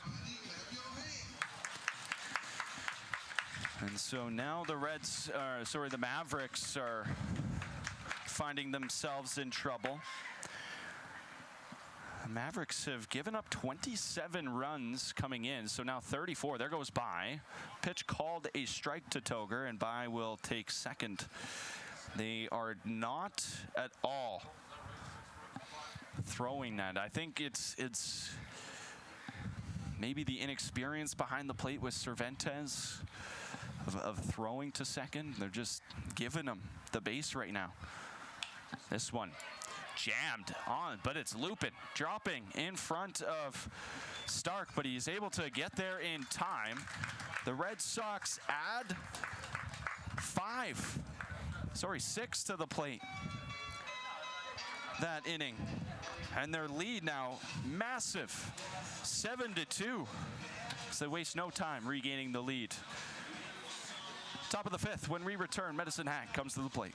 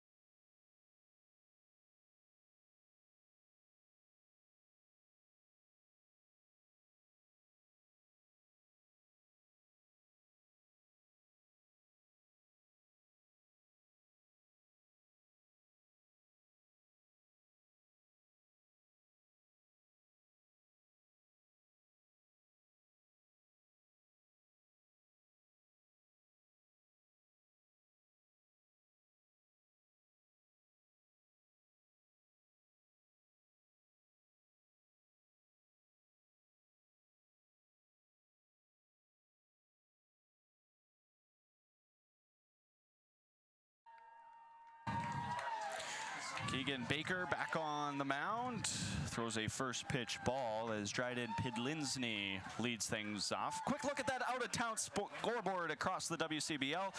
Saskatchewan Berries and Weyburn Beavers are playing their 4th game against each other early in this season already. Weyburn leading this one, top of the 9th, 8-7, as they look for their first win of 2025. I believe that would and I believe the other 2 games were postponed due to inclement weather. Fort McMurray and Energy City. It says 0-0 final, but I just imagine and then I know for a fact that Okotoks and Lethbridge had their game postponed to Wednesday. It looks like they did try to get it started, and then the rain came. This one hit right back to Baker, gets past him. Samard plays it on a couple hops. The throw over in time. As Baker rolls the double, or not the double play, the ground out for the first out. Yeah, and you mentioned Weyburn leading Saskatoon. You said it would be Weyburn's first win. I believe it would be the Berries' first loss as well. Well, yeah, because those teams have only played each other. Yes. An early 4-game series. The 2 on the road, and then they played in Weyburn on Thursday to start off the season, and then they traveled down to Cardiff for the Rural Roots game. And then last night they played their first game in Saskatoon, and then again this afternoon. And Saskatoon has been putting up numbers on Weyburn through the first 3 games. So Weyburn looking for a little bit of a retribution. Currently leading 8-7. And then of course our game, 7-2 after the big spot by the Red Sox last half inning. Dale up to the plate, fouls that one back. You know, the Red Sox have really been staying high note well to start the year, so I'm sure right now they hope they bring him back out here for another inning. I don't see it being likely. So there is some movement in the miss bullpen by there. Blake Dale. Great little pitch there by Baker. A little bit of cut action.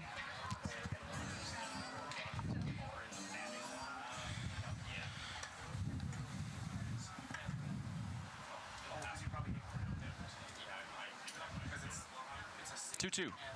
Called strike 3. Down goes Dale looking. Another strikeout for Keegan Baker. 4th of the night for Baker, or afternoon, I guess. I keep wanting to say night, but it is. It's hard. It's a hard habit to break. It's only 3:30. Evan Morrison, last plate appearance, got his first hit of 2026, and I can't imagine he'll be one for too much longer, regardless of the result for the rest of today. He is going to be an impact player for this Mavericks team all season. And even for Medicine Hat, you got to think that as more guys start arriving here over the coming weeks, this is not going to be the same ball club by the end of the season. No, I don't believe so, and that's the case with a lot of teams. The Red Sox have a couple guys down south right now, and of course, that is always nice when you get those reinforcements as those seasons start to wrap up. Most notably, Lance Anderson, who we were talking about before the game. He himself has not gotten into a game down there yet for their Road to Omaha tournament, but Little Rock has punched their ticket to the regional finals. Great pitch there from Baker. Yeah, Little Rock a couple nights ago beating Southern Miss. Who was the one seed? There was 4 ranked teams lost on the first night of the College World Series qualifiers. It's the first time that's ever happened. Swing and a miss by Anderson. They'll have to complete the out at first, and they do so as Pierre throws a strike over there. Score it, strikeout, 2-3, the putout. 1-2-3 inning from Keegan Baker as he holds the Mavs at bay. Score remains 7-2 as we cross halfway here at Curry Field. We'll be right back.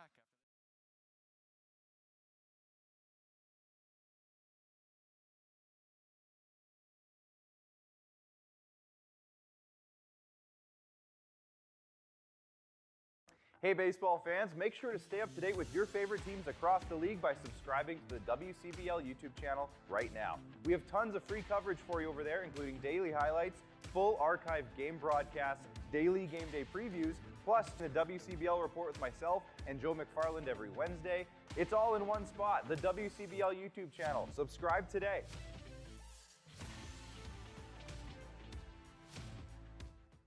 For over a century, we've been more than just lawyers. We're your neighbors, your friends, and your strongest advocates. With 15 locations across the prairies, we're everywhere you are. Stringham, your local lawyers.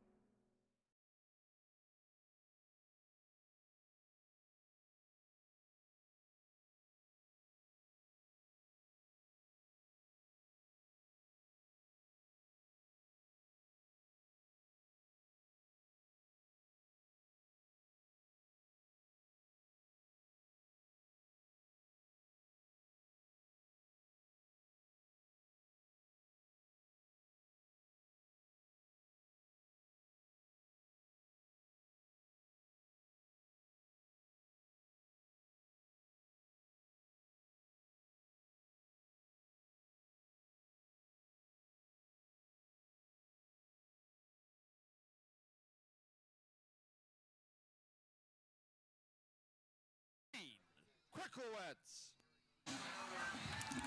Rain Krekowitz will lead things off, bottom of the 5th inning after the Red Sox put up a crooked number their last time at bat. Devin Heino back on the mound, first pitch strike. 11 Red Sox came to the plate, 6 of them scored. They left 2 runners on 5 hits. No errors.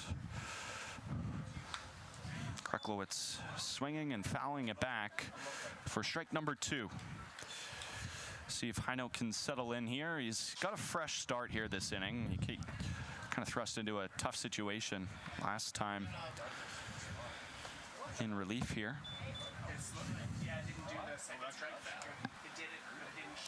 And with the fastball high and away, and Krekowitz lays off as he fights to continue this at bat. Count 1-2 now to lead it off.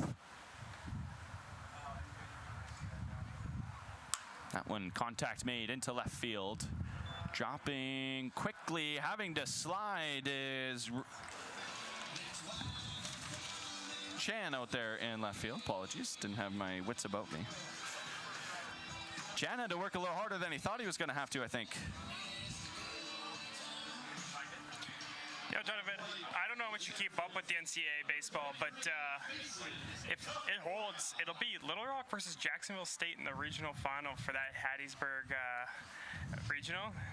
I don't think many people would have had that in their book, given Virginia and yeah, I wouldn't be able to tell you who's good or not, but actually, you know what I did stumble upon the other night when I was watching some baseball and the Jays game ended, and just threw on something else. Lays down a bunt here is Tafoya, just goes foul.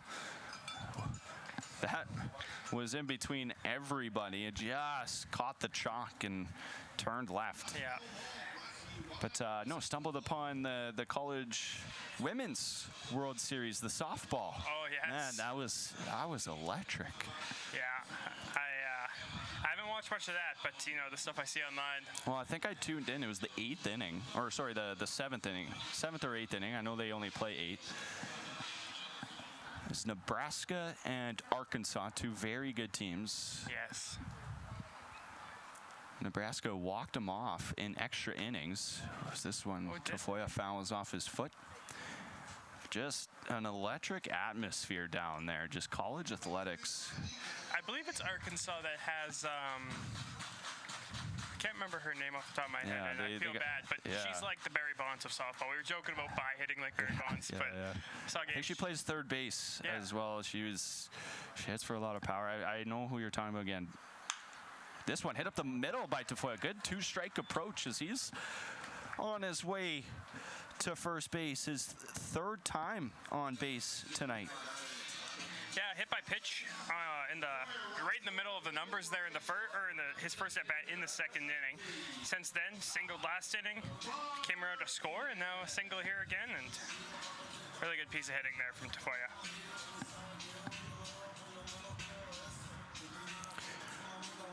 That brings Ty Martinez back up.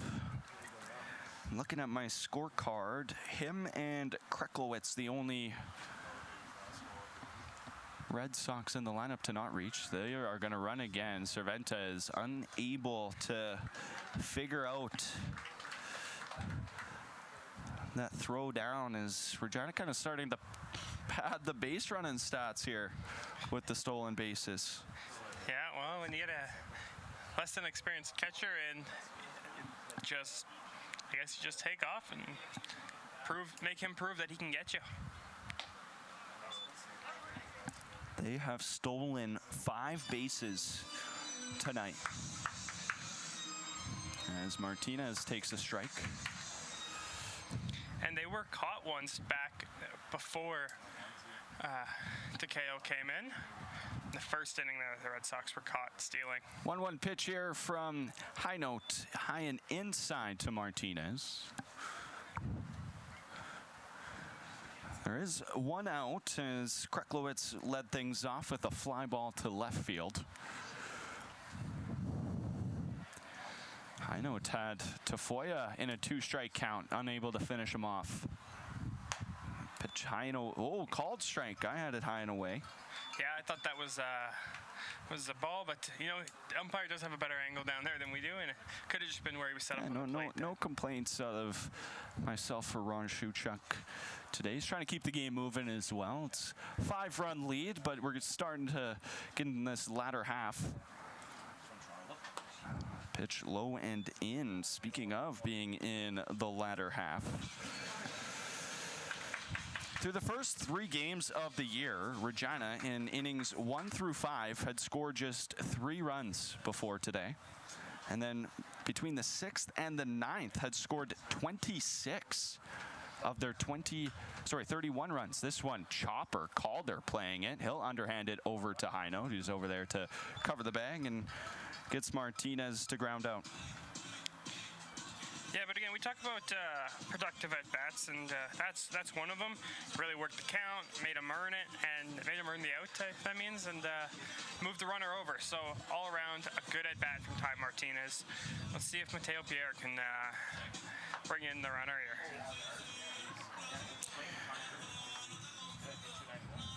Mateo Pierre, 3rd plate appearance of the afternoon. 0 for 1, but he drew a walk and then later came around to score last inning.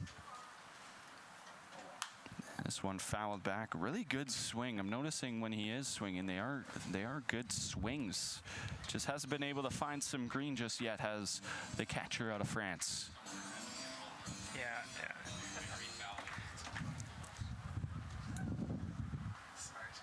I know, looking to put a 0 up on the board as Pierre takes a strike 2.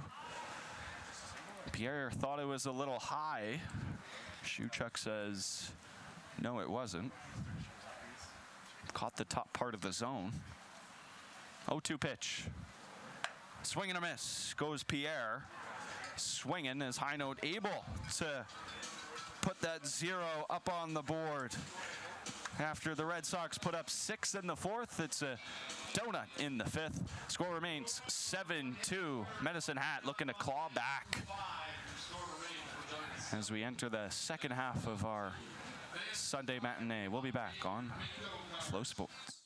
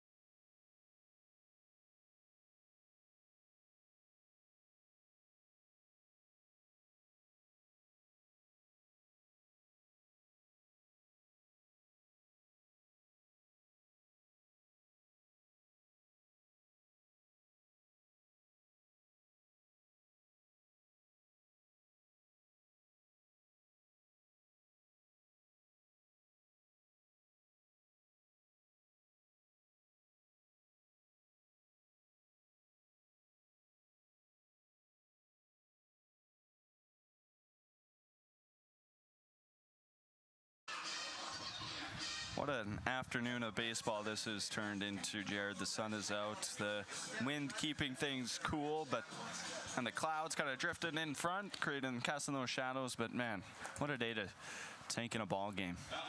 Yeah, it's always a nice game to take in at Curry Field. I really enjoy the ballpark here. It's a nice local ballpark here in Regina, and these fans have really started to take pride, especially the last few years, in this team, and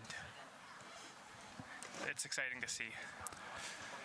It's hard to not root for a defending championship ball club. The Red Sox looking to repeat what they did in 2025 and keep the Harry Hallis Memorial Trophy in the Queen City.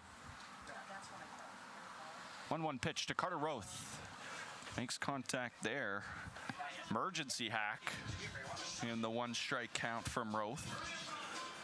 Roth 1 for 2 with a strikeout and a single last plate appearance, an RBI base hit. Of course, ended up being the last batter of the third because Evan Morrison was thrown out at home. Fouls this one off the concession stand in behind us.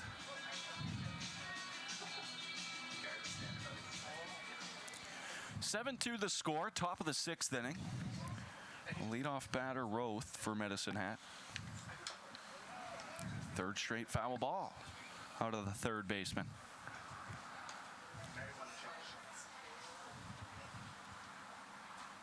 So we had 1,100 last night.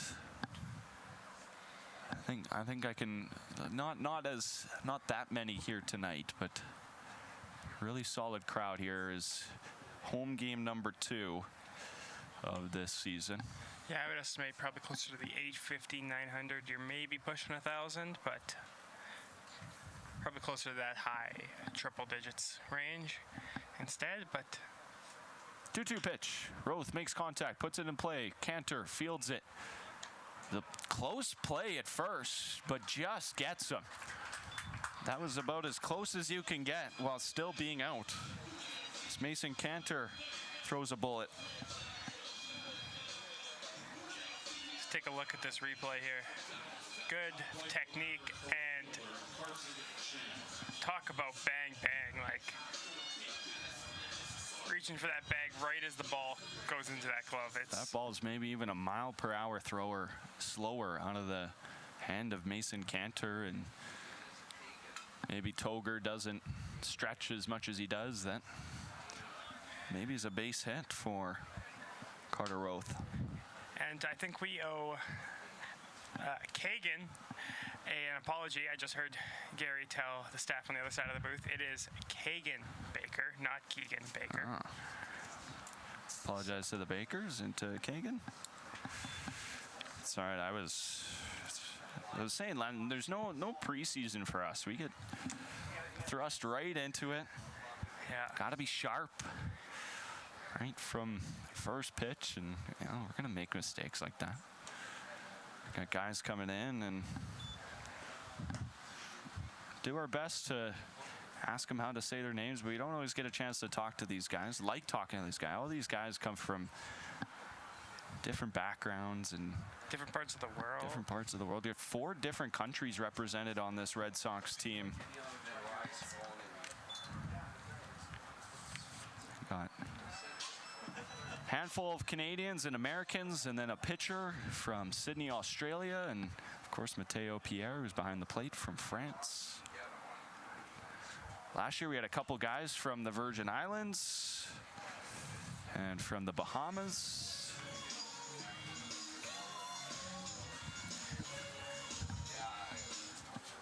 I think, was it Brooks last year? Had a guy from the United Arab Emirates. Oh, wow. Somewhere over there. Wow.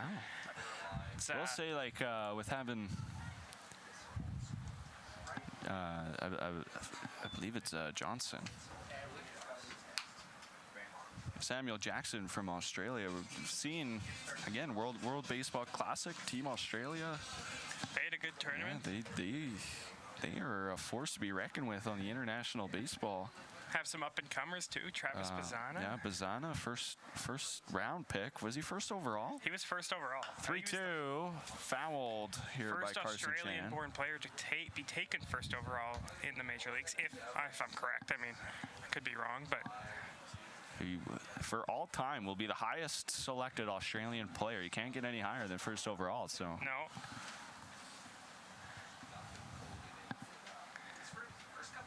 (3-2). This one is fair, as Toger will take it to the bag himself for out number 2.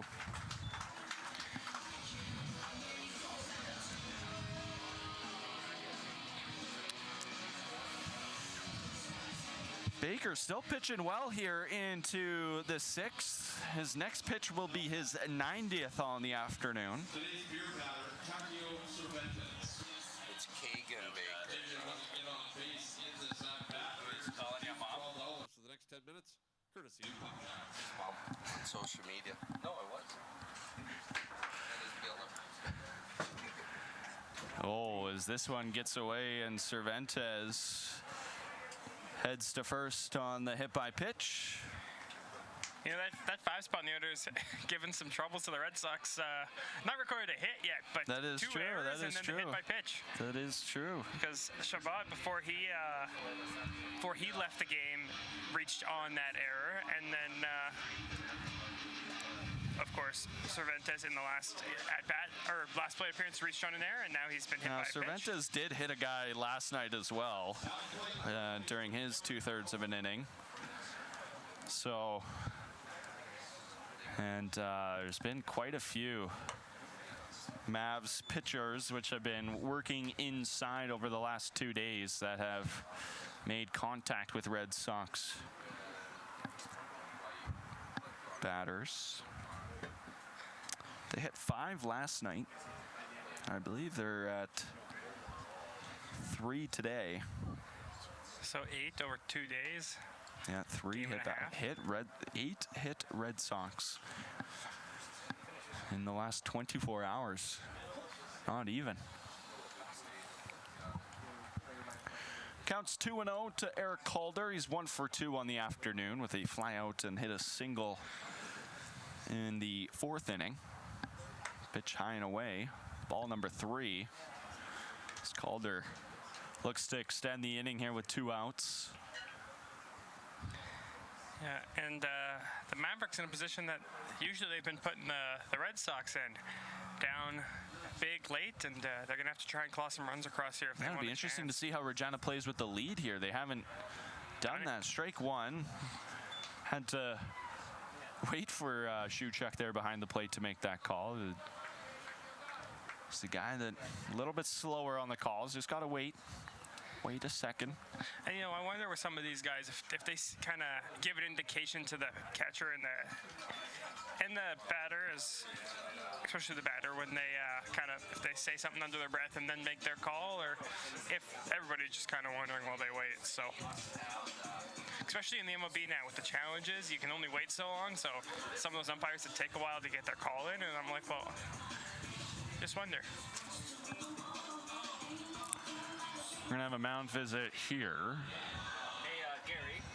There's a lefty thrown out there for the Red Sox in the bullpen.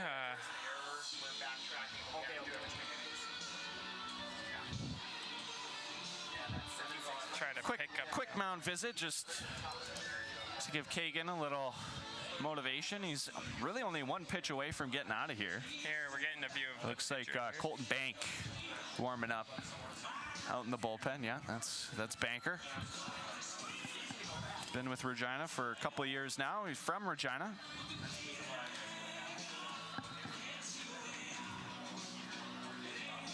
If I'm not mistaken, he went to O'Neill High School here in Regina? You would know more than I. I don't know. I saw that somewhere, and I think I could be wrong, but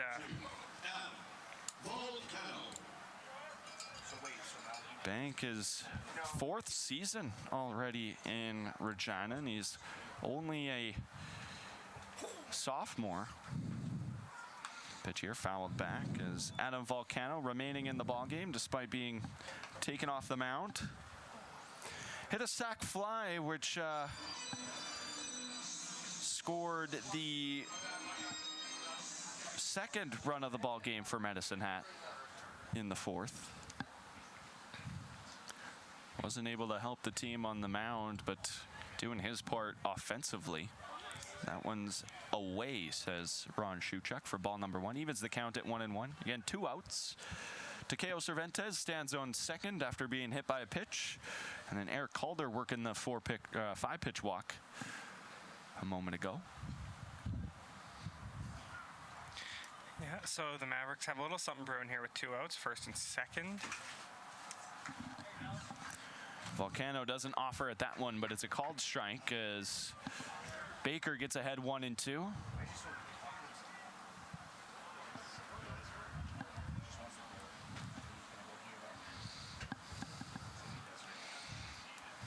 See what Baker goes with in this situation. Strikeout pitch on the slider. Gets Volcano swinging. What a pitch there by Baker. Here it is again. 6 strong innings from the righty out of southwestern Oklahoma State. And he leaves the ball game with a 7-2 lead. Red Sox will look to add to their 5-run lead. Bottom of the 6th when we return here on Flow Sports.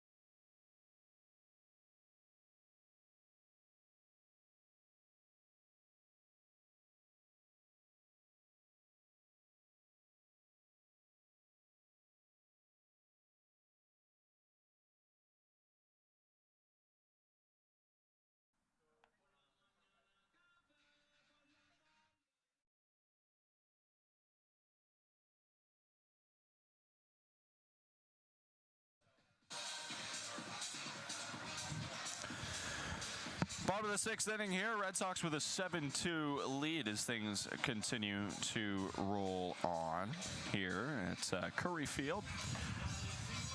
If you're looking to follow the box scores of this game and all games across the Western Canadian Baseball League, download the Ball Clubs app on the Apple Play Store, or Apple, what is it, the App Store and Google Play Store. Google Play.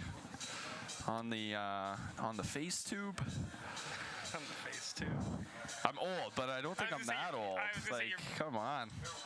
I guess if I'm old, what does that make Dante?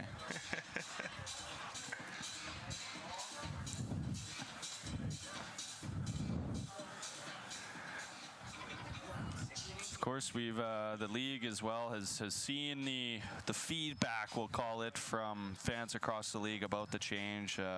Point streak, long relied upon stats keeper for the WCBL. Unfortunately, I believe is going under, which is really it is unfortunate because it did such a good job of keeping stats. But yeah, we're trying this new app and we're still working out the kinks with it. The league acknowledging the frustration of the fans today on issuing a statement where they are trying to provide the best stats that they can, and they feel like this is the app to do it. So for at least the time being, that's what we're gonna roll with. Swing and a miss here by Mason Cantor as he goes down 0-2. Cantor 2 for 3 on the night. Struck out to lead off the bottom of the 1st, but since then has had 2 hits, both singles, and then an RBI, and has come across to score himself. Part of that long 4th inning for Regina. Yeah, and just going back to the stats and the feedback that the league's getting, and I'm sure they're working tirelessly to learn more and figure more out, and we can trust that they'll get it all figured out. And it is a pretty snazzy app. I've been able to kind of play around with it, and like, it's not just Red Sox games that are on there. You can follow MLB games, college baseball, minor pro. If there's a baseball box score, if there's a game going on, it's probably on that app. 2-2 pitch here from High Note. Gets Cantor swinging. Second strikeout of the afternoon in relief for High Note. You know, I have to admit, I haven't checked it out in depth that much, but it's definitely going to be something I put my time into here, learn more about it, and. So yeah, I guess if you're watching this game and you're trying to follow online, there is we're currently experiencing technical difficulties with it through our in-stadium stats keeper, but you can trust that it is a 7-2 ball game. We're in the bottom of the 6th inning, and the count is 0-1 to Justin Simard, who is 1 for 2. Takes a pitch in there for strike 2.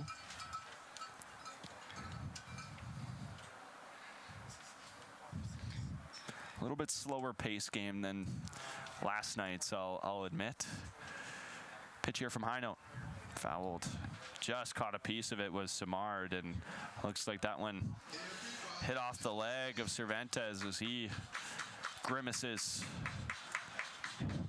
I don't think they got too many more guys that could put the catcher's gear on. No, I was looking at their roster. They got, oh, that's the Red Sox roster. Nate King's a catcher he caught last night. Yeah, he could come in and play. I'm surprised he didn't take over for Chabot when he came out. Maybe he has deserved a day off and they're just gonna roll with that. Yeah, and I don't know. Oh, that one gets away from high note and behind the head of Simard. Breaking ball he couldn't get on top of. They have another one listed here, a junior out of Mid-America Christian University, Jaziel Grotellars. I don't know if he's up yet. Maybe he's still playing down there, but. So we have a final in Saskatoon. The Weyburn Beavers have indeed defeated the Saskatoon Berries. Simard lines this one up the middle. Base hit. Not going down without a fight is Simard. You know, Simard is one of those guys you love to watch taking at bat and stand at the plate because he fights on every pitch. He's not going to give you anything easy if you're on the mound. He's going to do everything he can to put himself on base. We've had the pleasure of watching Justin as well kind of blossom into the player that he is. I remember when he was with the team in 23, coming to watch games, and he's just, you know, I hadn't quite found the contact in his game yet. You could tell that there was potential there, of course. Pitch here to Alex Roux, swing and a miss. Pitch to second, whereas Simard takes second base on the stolen base. Another one from the Red Sox. And then he was again with the club, or he was not with the club rather in 24. And then last year came up and was a big piece of that championship team. And he has been the driver of the offense so far for Regina. Check swing, did not go around, and a called ball out of Shuchuk. So evens the count at 1-1 for Alex Roux. Yeah, between him, Bai, and Roux, they have really driven the ball and driven the bus for this Red Sox team, and they're going to continue to do so. Great breaking ball there by high note. Falls in there for strike number 2. I think for Roux, he would maybe like a couple more base hits, but he's been getting on base via the walk. He's been hit a couple times. Probably doesn't like that too much, but 1-2 pitch coming from high note. Look back at Simard. Now he comes to the plate, and Roux fouls it off. I mean, you talk about Alex Roux, his split or his slash line right now, 300, 500, 400 with a 900 OPS early in the season. But I bet you if you asked him, you take those numbers into the end there, he would say 100 times over, because that is an incredible slash line, and we hope that he can keep hitting the ball like he is and to keep taking his walks like he is throughout the rest of the season. 1-2 pitch from high note. Fouled, and Cervantes unable to hold on to it. So Roux is a Spring Hill University junior from Mandeville, Louisiana. Appeared in just 6 games with Spring Hill, but he had 15 hits, a 600 average, double, triple, home run, 8 RBIs, 4 walks. His OPS was 1495. 1995. Again, clearly not an everyday player, but when he was in the lineup was making an impact. Swing and a miss here, though. As he goes down. Second strikeout of this inning, third of the afternoon for High Note. Brady Bye comes to the plate. They have not got him out today. He's 2 for 2, hit by pitch, solo home run in the fourth, 2 RBI single, also in the fourth inning. And another RBI spot here for Brady Bye, who is the early RBI leader and home run leader for the entire WCBL.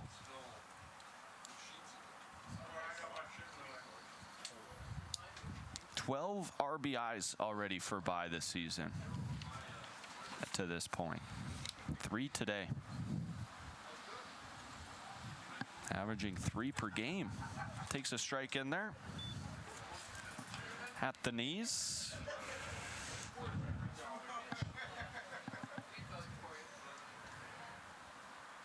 He drove in the game-winning runs in the season opener against these Mavericks, a double.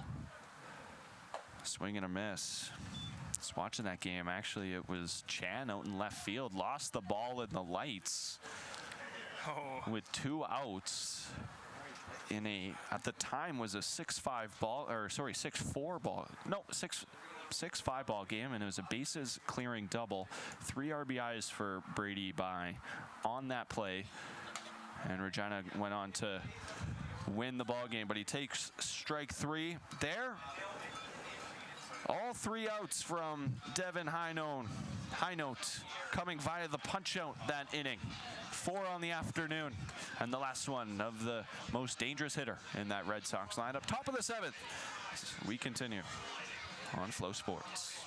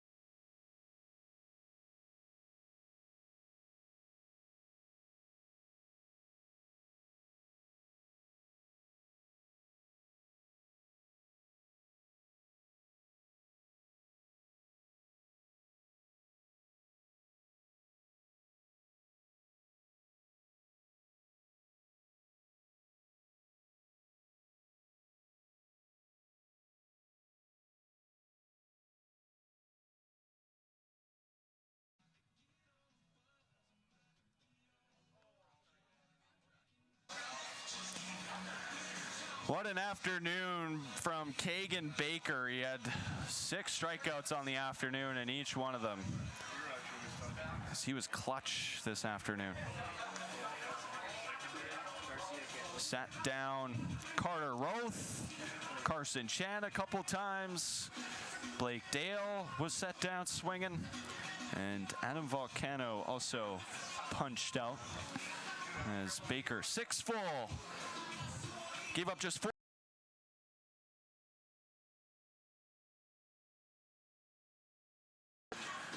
.64 of them for strikes, and here's the guy who will come in for relief. Colton Bank, Regina kid, First pitch swinging is Josh Stark. Stark out in center field this afternoon. 1 for 2. He hit a single back in the third inning, sorry.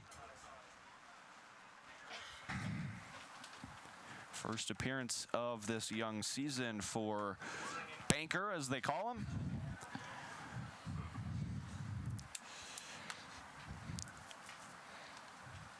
Last year, his first full season with Regina after spending 2 years as an affiliate. Swing and a miss.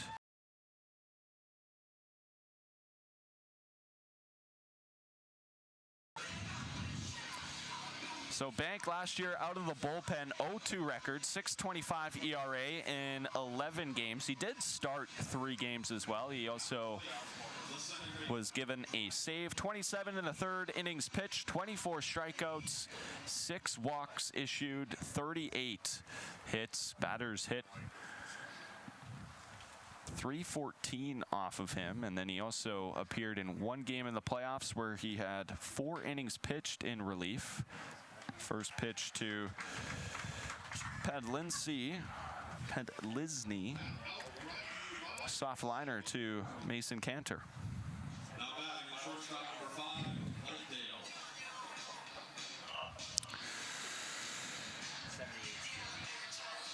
Well, as we head to the top of the order here, Blake Dale.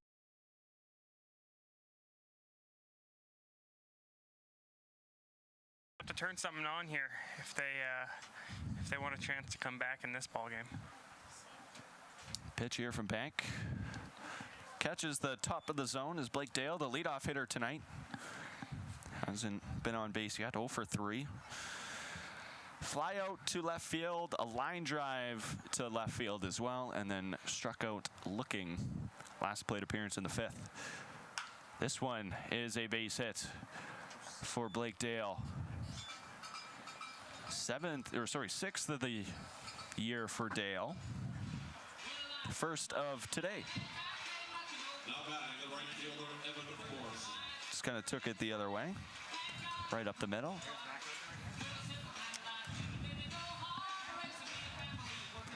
Evan Morrison, 1 for 12 on.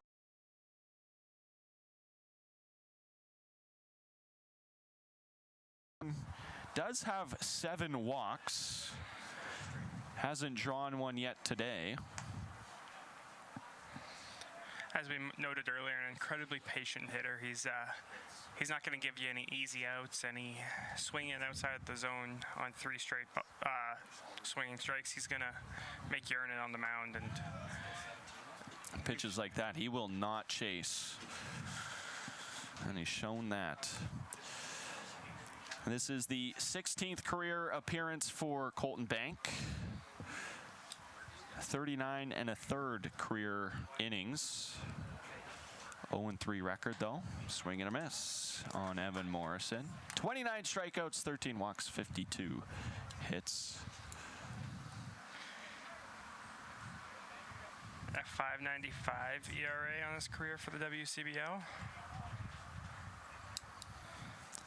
2-1 the pitch. Look over at Dale.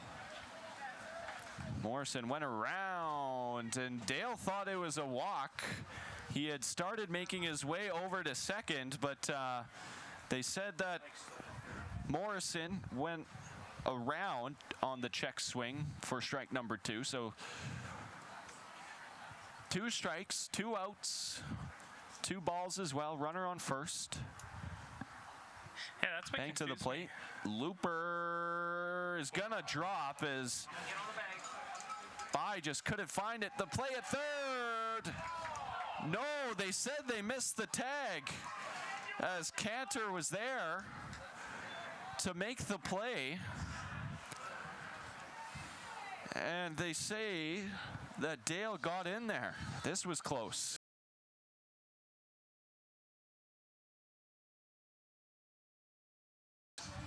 I think he was in there. Yeah. Looked like he was in there. I I almost wonder if Cantor should have let that go to Bank. Obviously, he might not have known he was behind him, but if you let it go to Bank, Bank has an easier tag because he's facing the runner. But of course, can't be perfect, and sometimes you don't have eyes on the back of your head. So aggressive base running there from Blake Dale. Puts himself in scoring position on the looping single by Evan Morrison. This one hit high and hard out to left field. It's into the gap. Chasing after it is Rue. It's bouncing off of the foot of the wall. The center fielder, Tafoya, with the throw in. And it's a 2 RBI double for Carter Roth, as Roth has driven in 3 of Medicine Hat's 4 runs now this afternoon. Yeah, great afternoon here for Roth. He's really swinging it well. He's got 2 doubles on the day too. He's really finding a way to get that ball deep into those gaps and hitting it well. Just the one. That's his first double. He had a single earlier. Oh, wait, I thought It's all good. It's I all marked good. it down wrong. Either way, 1 double, 1 single, 3 RBIs, which is really what matters if you're Roth, especially when you're trying to claw back into this ball game. So Medicine Hat here drawing close, making this more of a ball game now. It's now 7-4 for Regina. And Carson Chan back up. 0 for 3 on the night, 2 strikeouts. He grounded out to the first baseman, Will Toger. Last plate appearance in the 6th. Action in the Red Sox bullpen. Looks like a big righty down there. First pitch to Chan, low and away.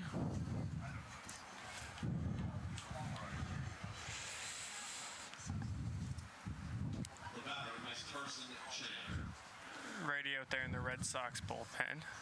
Trying to figure out who that is for you. We'll try and get it. 1-0 pitch, 2 outs from Colton Bank.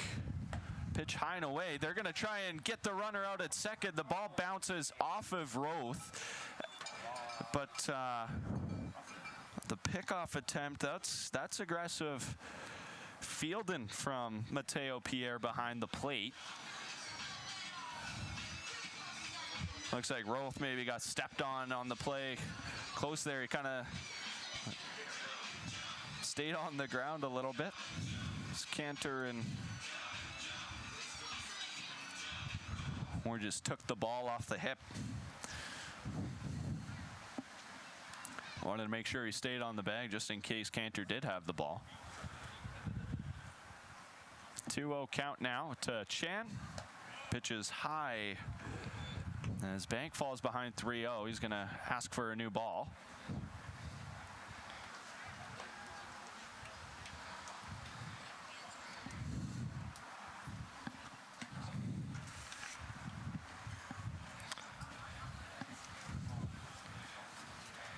Down there warming up for the Red Sox is Eberle, Regina boy, University of Mary. Spent 2 seasons as an AP for Moose Jaw. And Chan takes the 4-pitch walk.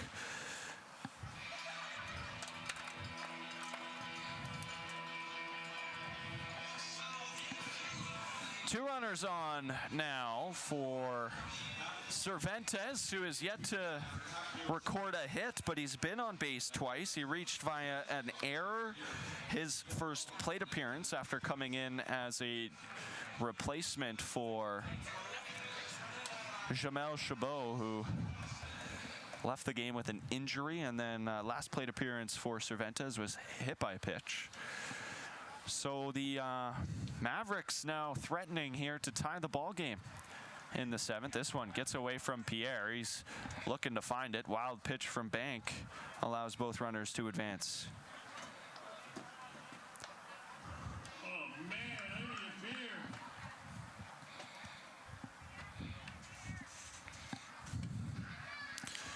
So now 5 straight balls thrown by Colton Bank as well, as he looks to regain the strike zone. Yeah, Bank needs to find the zone here, and with 2 outs here, of course, looking to just end, That one end it while also he can. in the dirt. Better block though by Pierre.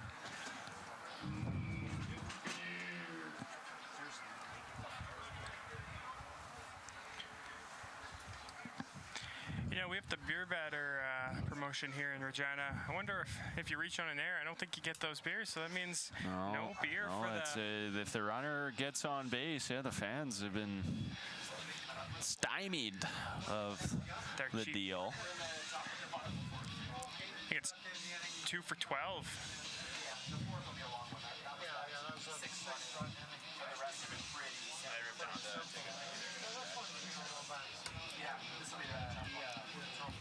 So after the mound visit here, the catcher going out to give some confidence, or sorry, the catcher Pierre looking to give some confidence to his young pitcher. Bank, only a sophomore. The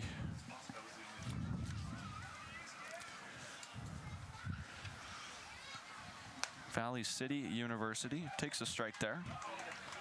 Didn't you know, when I was looking at Bank's stats, I didn't see him appear. I believe it's the Cavaliers.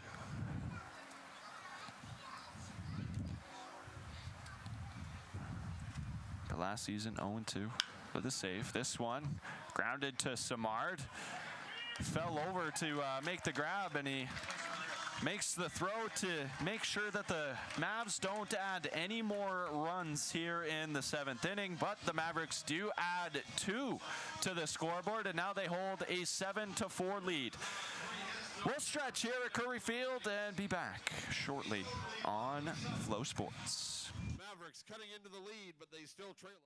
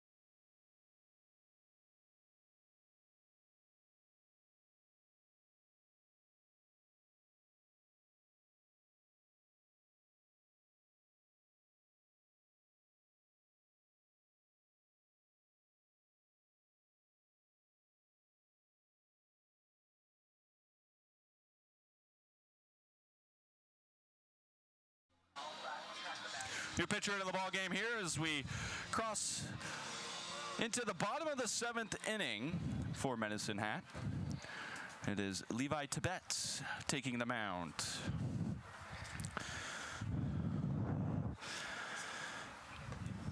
the plate for your Red Sox, Levi Pitch here, Will Toger will take a first pitch ball.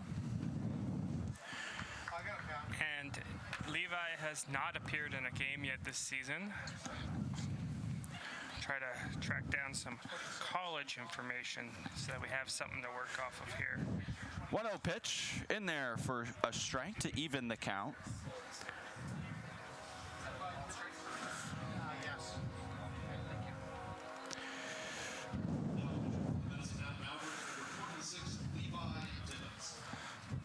So 1-1 count now to Toger. Toger, 1 for 3 on the night. Afternoon, swing, strike 2.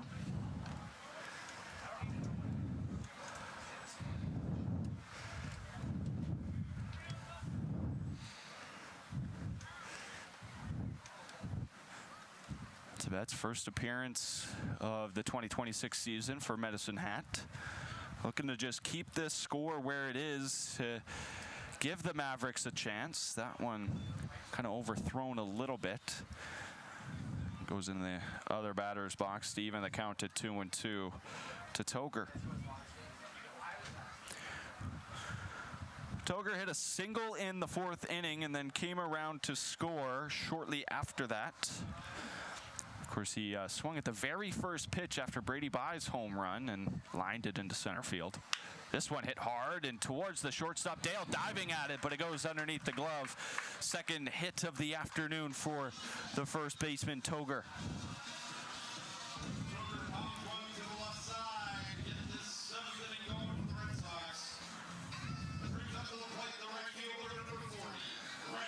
Like what I'm seeing out of some of these new faces. Toger, one of them. Just good tempo on that swing. Drives it. Even though it's in a fieldable position, in a tough fieldable position. Making the defense make plays. Here's Rain Kreklowitz, takes a ball. Again, as was the case when I said this a little bit earlier, but Kreklowitz and Martinez, the only 2 Red Sox to not reach base this afternoon.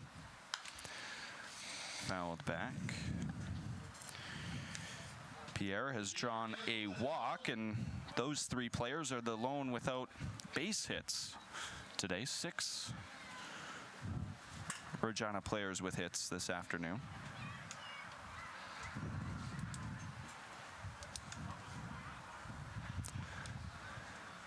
One pitch coming from Tibbetts. Ball's away.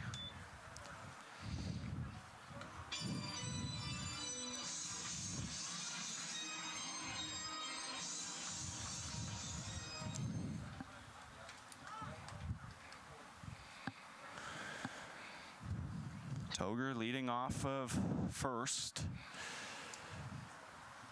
Kreklowitz checks swing, called a strike.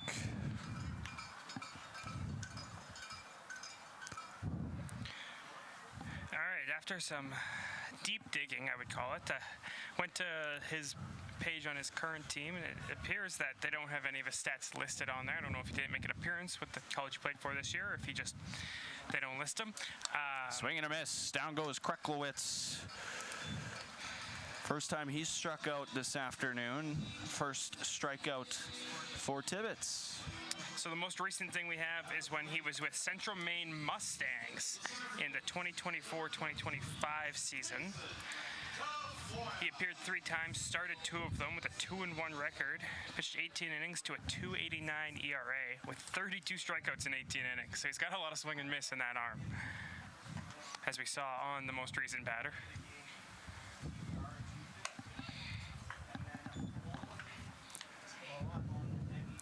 Mason Tafoya back in that right-handed batter's box. 2 for 2. He's been on base 3 times after getting hit by a pitch and then back-to-back singles. Takes a ball high to get ahead 2-0. Very good night here for Tafoya so far. So Adam Volcano, who got the start for Medicine Hat, worked 3 2/3 innings where he gave up 7 hits and 6 runs all earned, struck out 2 batters. When then high note, actually pretty solid inning and a third, or 2 1/3 innings in relief. There goes the runner. Check swing, called a strike. Play at second as in there is Toger. Another stolen base.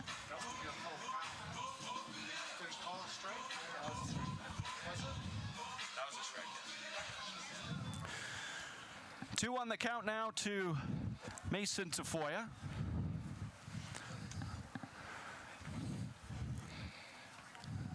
Sun beaming down on this ballpark now. Yeah, it is warm up in this booth too. Of course, it started off a cloudy day. We were worried about the weather not being great, but the sun has popped out for the second half this afternoon, and really great day at the ballpark. A few fans standing out over right field as well, hoping for maybe a couple more home run balls to make their way that way. Maybe another Brady by one. Yeah. He's been swinging it.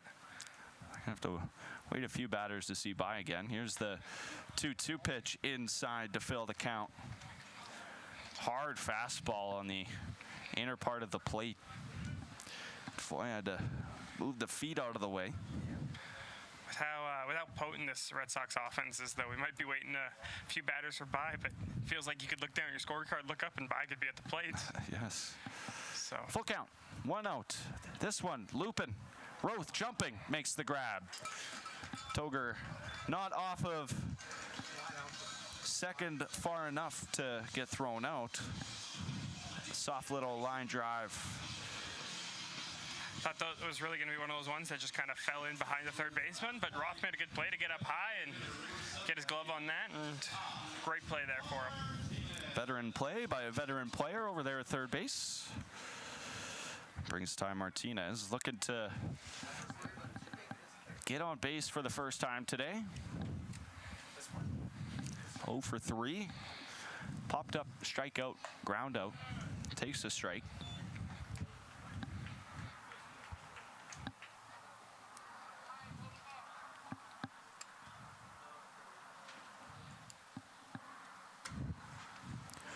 (7-4) ball game here, bottom of the 7th. Now 2 outs for Regina as they like to add a little bit of insurance here early. That one catches the bottom corner against Martinez, and Tibbetts gets ahead 0-2.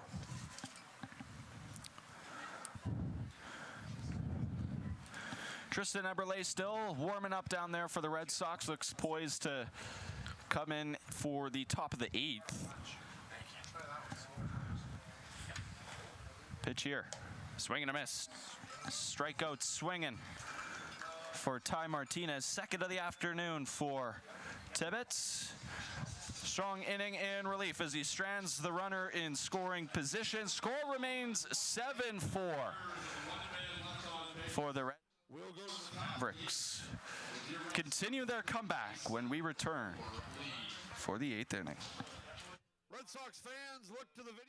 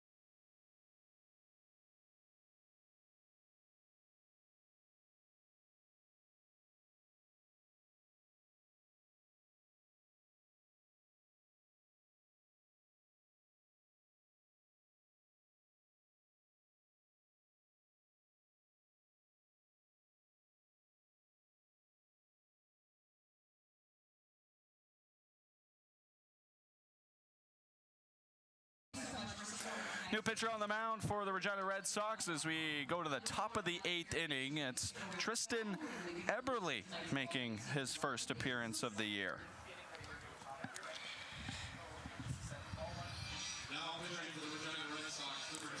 Colton Bank works 1 inning where he gave up 3 hits, walked 1 batter, struck out 1, 2 runs, both earned, which does make this a potential save situation for Eberle. Now, Eberle is a tall lefty. Went to Riffle here in Regina, as per as per the University of Mary website. Have him listed at 6'4", 210 pounds. As a freshman, that's a big body. This one hit hard and into the gap into right center field. Playing it off the wall was Tafoya, and it's a leadoff double for Eric Calder. He's reached 3 times tonight, 2 for 3 and a walk in there.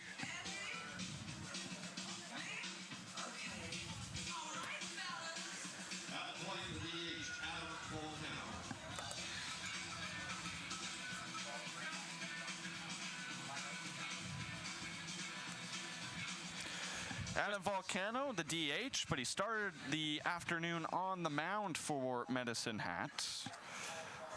Gave up 6 of the 7 runs which Medicine Hat has surrendered today. Pitch inside from Eberle. Just going back to Eberle real quick here. He, with his collegiate University of Mary program, he pitched 11 innings. Struck out 10 in those 11, walked 8. This one also hard hit off of the bat of Volcano, but Tafoya under that one for out number 1, and Calder retreats back to second base. As I was saying, he pitched to a 10.64 ERA this season. Seems a little high, but he only pitched in 11 innings, so it's one of those small sample size kind of deals. And a lot of those earned runs came in just 3 games. Other than that, he pitched really, really well. He had 1 game with 3, 1 game with 4, and 1 game with 3.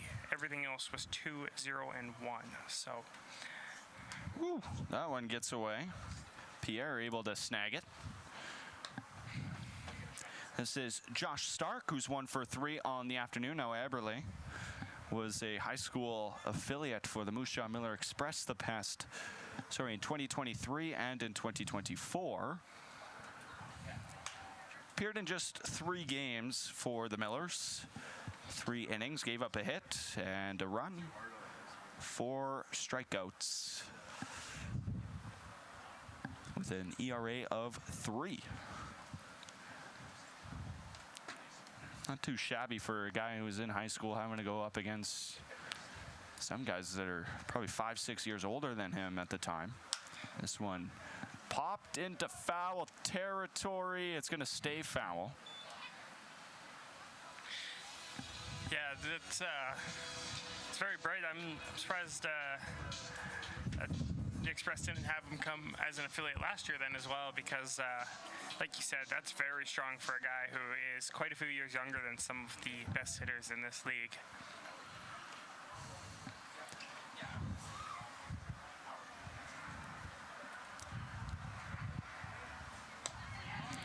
Stark goes down swinging here.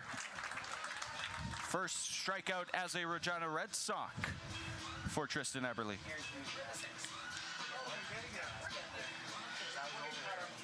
And that's a nice little notch in Eberle's belt there to get a strikeout and for his hometown team, a team he probably grew up coming to games for and rooting for, so something he'll remember for a long time. Good bounce back ability as well. He gave up the leadoff double to Calder, and then he gets Volcano to fly out. And now the strikeout. And he's 1 pitch away from sending this ball game to the bottom of the 8th. And the Mavericks just 4 outs remaining to try and at least even this ball game. strike in there. Nice little breaking ball out of the tall freshman.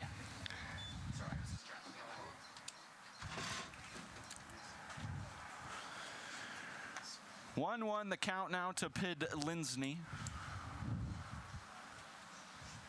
This one grounded foul.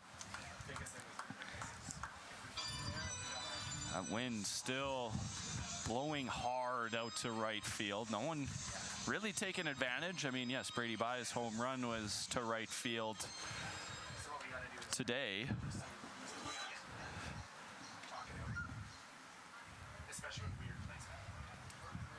Pitch. Ooh, up on the hands. Nice little inside fastball to Pid Lisney, but he's able to fight it off. Needed to fight it off. And you know, as a freshman, you can tell that Eberle has the stuff to get out of jams and stuff. He's going to be a successful reliever if he can keep that up, because he's got so much good strikeout. This one hit hard into center. Going back on it is Tafoya, and he makes the grab a few feet in front of the warning track for out number 3. Leadoff double, no damage after that for Medicine Hat, as Eberle gets him through the 8th inning. Bottom of the 8th upcoming here. Regina looking to add to their 7-4 lead here on Flow Sports.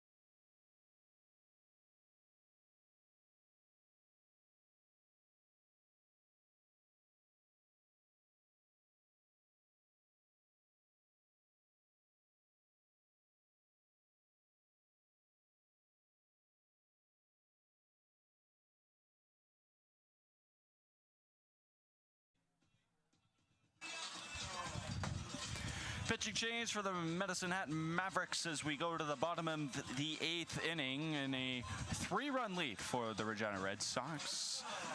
4th pitcher of the night for the Mavs is Tanner Hale, a righty.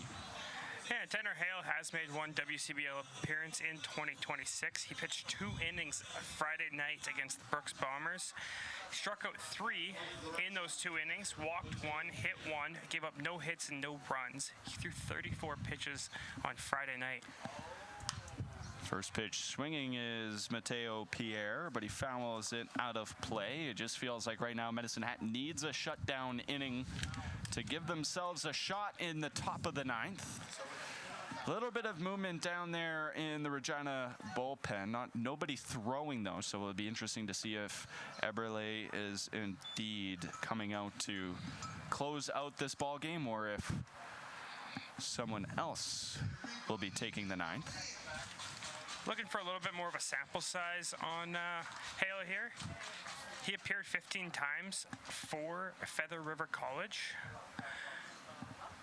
0-2 pitch to Pierre. This one towards the shortstop. Dale, hard throw, and it pulls him off the line.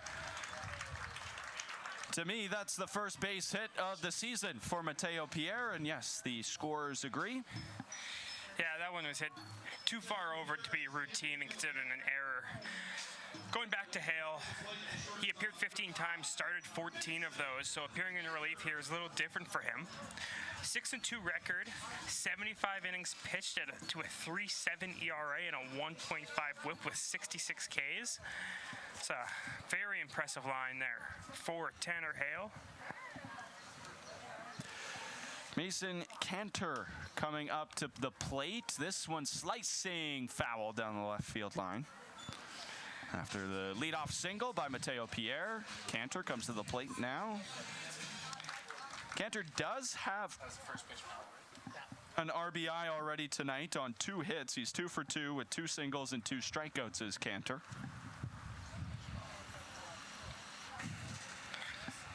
Talk about Hale. He's a sophomore. He's listed as a sophomore on Feather River's page. Slicing down the line again and out of play. This one more foul than the previous one as this one gets into the seats.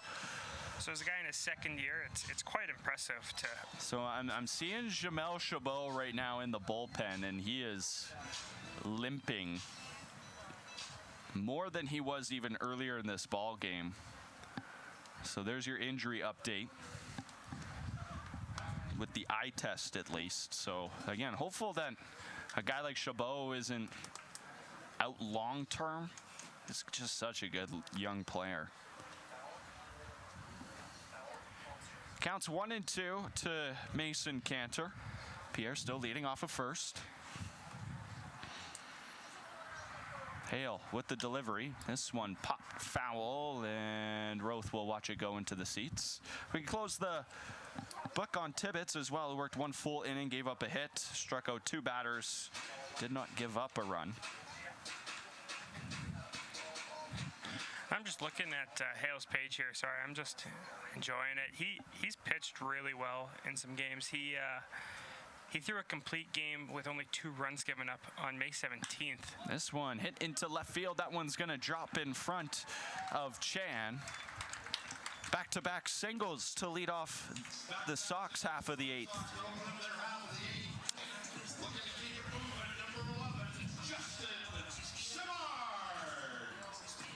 Justin Samar now coming back to the plate. 2 for 3 on the night. A double, a single, and a walk. Has come across to score twice. He's also stolen a base.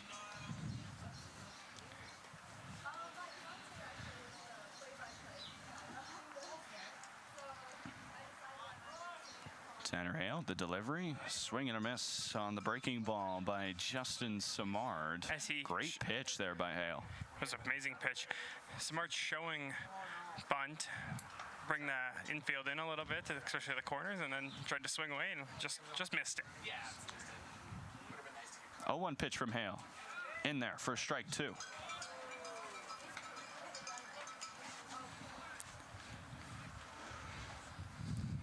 Samar now with 5 hits on the season. 3 of them for extra bases. Is that one called strike 3 on the outer part of the zone. And for the first time this afternoon, Justin Samard set down on strikes. Just his 2nd strikeout of the season. He's been making lots of contact. Drawing a few walks as well.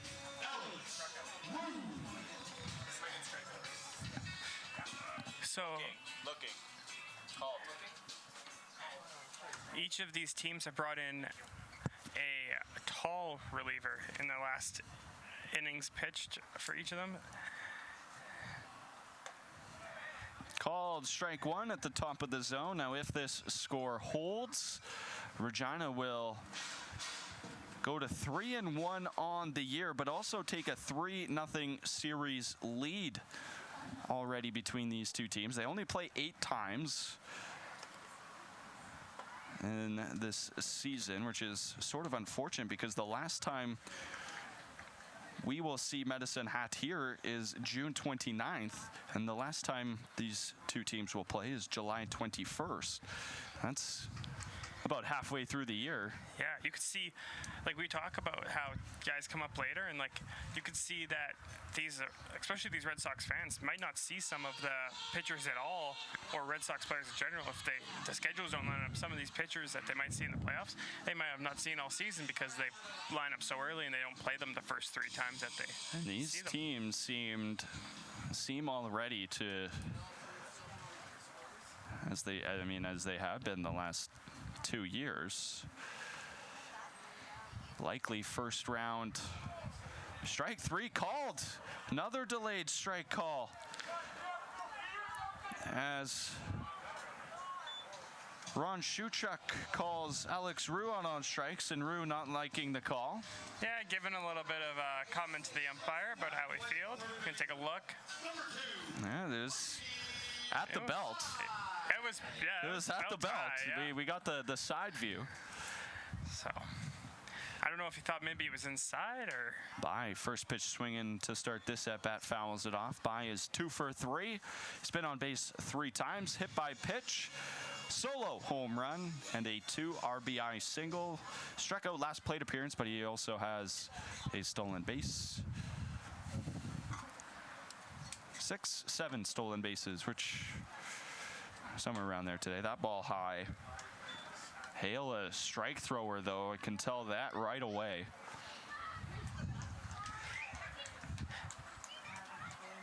Yeah, and that's what we see in the stats. That's why I talked about. He had 66 strikeouts, and he also had a 1.5 whip. So the high hit, he's giving up lots of hits, but he's also getting lots of Ks because By double checking with Ron Shuchuk about where that crossed the plate. Nice little backdoor breaking ball from Hale for strike 2. So 1-2 count, 2 outs. Pierre leads off of second with Cantor off of first. That ball's in the dirt. By does not chase. So evens the count at 2-2.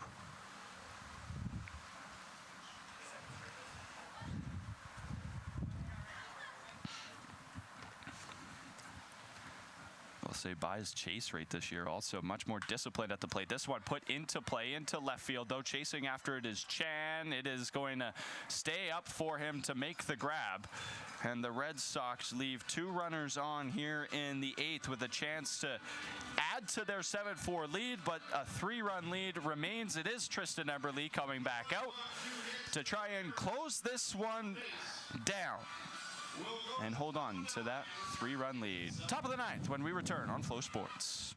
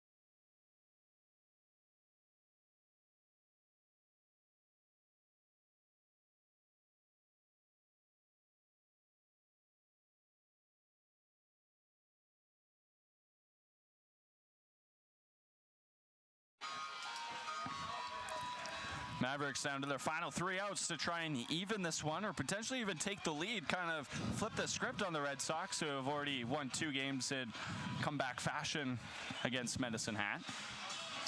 Yeah, well, I was just about to say, if we know anything about these two teams, it's that these two teams have offenses that are potent enough to absolutely stun a hometown crowd in the top of the ninth.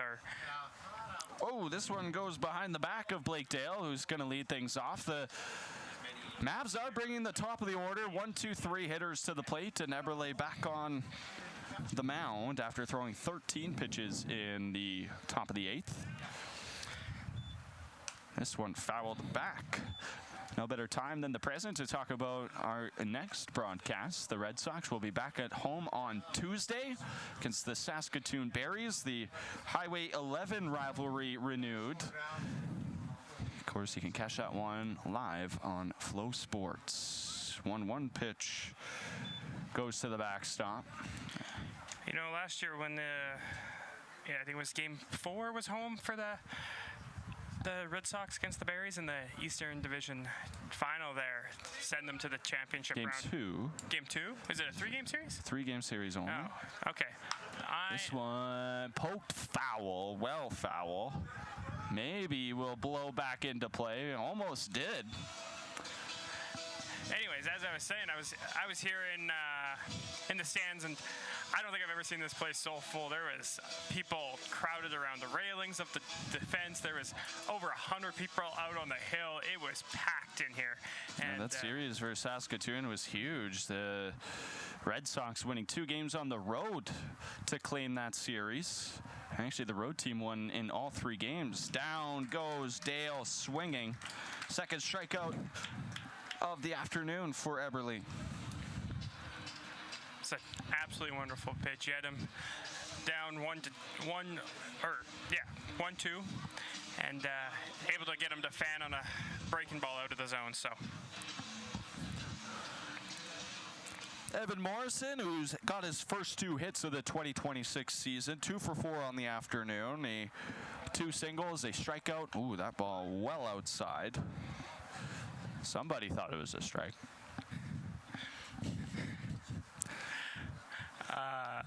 That's both first pitches of these at-bats have gone way out of his hand right. This one in the zone, and Morrison fights it off foul. Inside pitch, which he threw over the left side bullpen, or dugout rather.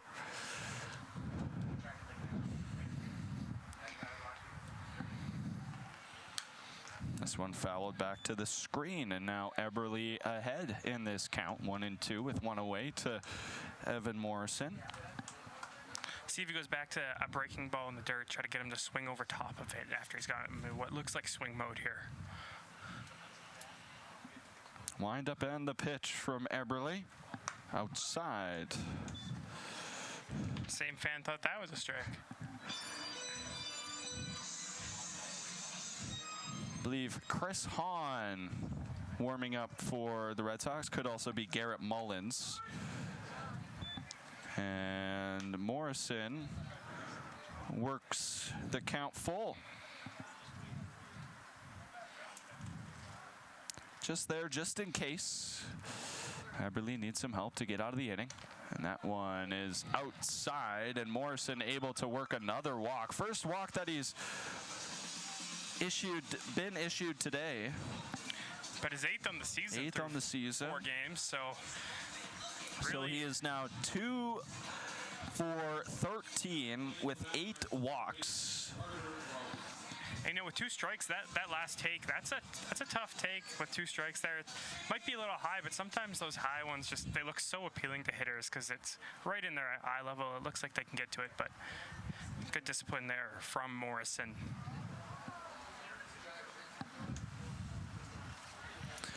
So Carter Roth will get another opportunity here, and that one also goes over his head. Wild pitch allows Morrison to advance, and Pierre's going to go out and talk to his young pitcher.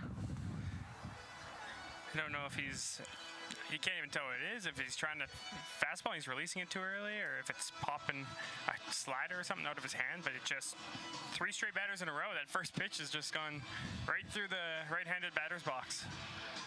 So. Not afraid to work inside, clearly. Yes. Well, even against the lefty, after he threw that one way out and in, he came back in with something low and in and got a foul ball off of it. And so we'll get the action resumed. Pierre gives the sign. Quick look back at Morrison leading off his second. That pitch right down the middle, which Carter Roth takes for strike number one. Good keyholing there from Roth. Sometimes you think, well, it's a pitch right down the middle, you want to, but if you're expecting him to maybe miss again, you want the exact pitch that you like. And he did a good job at making sure that he's not grounding out or giving a weak out to the Red Sox when they need base runners. So Had him dancing out of the way on that previous pitch, so now they count 2-1 to the third baseman Roth. Pitch hit hard, foul, just fouls, grounded hard down the line.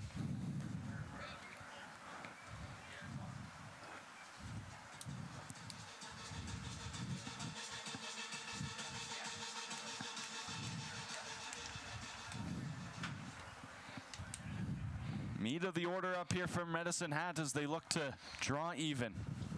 Pitch here from Eberle. This one grounded through the hole. Cantor can't get there. Morrison was late to advance, and then underneath the glove of Rue goes the ball, and that allows Morrison to score. I think a single there, and potentially the run scores via the E7, yes. yeah, that's what I would think. Because, like you said, Morrison was going back to second when that went through the hole, and I thought Rue had a chance to throw him out at third, but no case because he came up a little too early and couldn't. That also allows Roth to advance to second, and now the tying run represented at the plate for Medicine Hat, and now a 7-5 ball game. Eberle the pitch, 1-0. Low and away, ball 2. Yeah, and the tying run represented by a guy who does have a triple. From what I'm seeing, he's yet to hit a home run. Yeah, he had a triple last night. Hit a hard liner to left center field, almost right to that 409. There's a called strike for Tristan Eberle to get to a 2-1 count.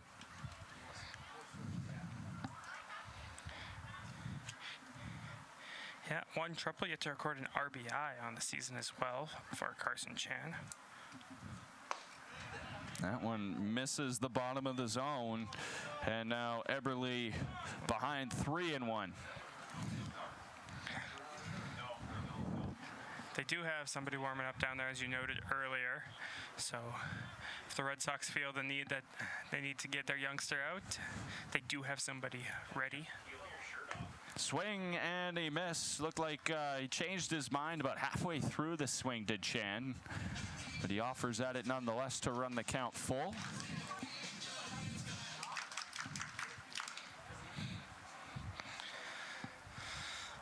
With head coach Ryan Pathakos on the top step. I think this is Eberle's last batter. 3-2 pitch. Outside, Carson Chan works the walk, and now the go-ahead run comes to the plate, and yeah, Ryan Pathakos motions for a new arm. We'll take a quick break because that closes the book on Tristan Eberle. We'll be back here on Flow Sports.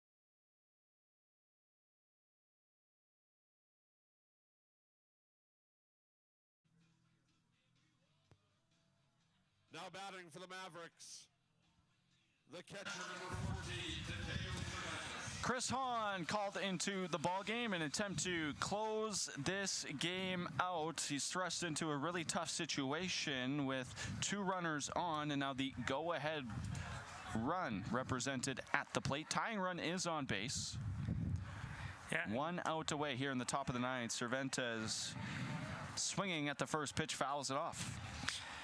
Yeah, and Hahn has come in once this season. He recorded 1 out in that outing. It was against these Medicine Hat Mavericks. He gave up 2 hits, 3 runs, all of them earned, struck out 1 and walked 1 in 21 pitches. And early on, Cervantes, 0-1 pitch, swing and a miss on the fastball high and in. Made 10 appearances for Edgewood University, did Kirk Hahn, who's from Deerfield, Wisconsin, 2-3 record. Actually made 9 starts, 8.02 ERA, 46 innings pitched, gave up 74 hits, 52 runs, 41 of them earned. Ball's low in the dirt here. Walked 20 batters, struck out 37, had a whip of 2, and batters hit 357 off of him in his most recent college season.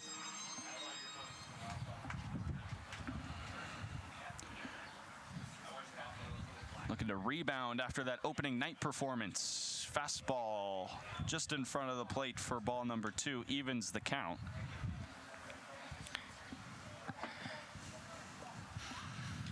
Eberle is responsible for the 2 runners on base, as Hahn looks to earn his first WCBL save. This one grounded towards by. That's going to get past Cantor. Rounding third, stopping is Roth. And Roth now gets up gingerly. Yeah, he turned the base, and they told him to hit the brakes, and he tried to, and he kind of slipped as he did so, but they're not going to call anyone to look at him. They're just going to...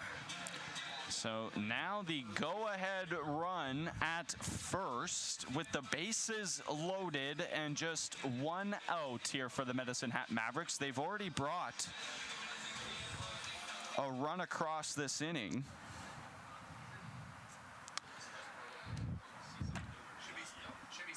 So it's 7-5. 7-5? Yeah, they didn't score there. I know how to change it. Ball low and in the dirt to Eric Calder. Calder with a leadoff double in the 8th inning.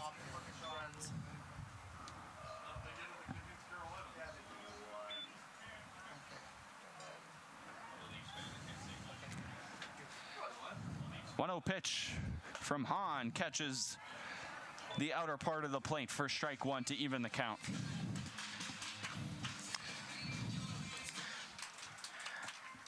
Now Hahn just looking for anything to get an out here. Of course, ideally you get the ground ball double play, but anything that gets you an out, if you end up having to trade only 1 run. And curveball in there for strike number 2. Great pitch from the righty. Of course, only being up 2, you don't want to give that run, but I think if it's one of those situations where you give up 1 run to get 1 out and leave only 1 in running or in scoring position, then you take it.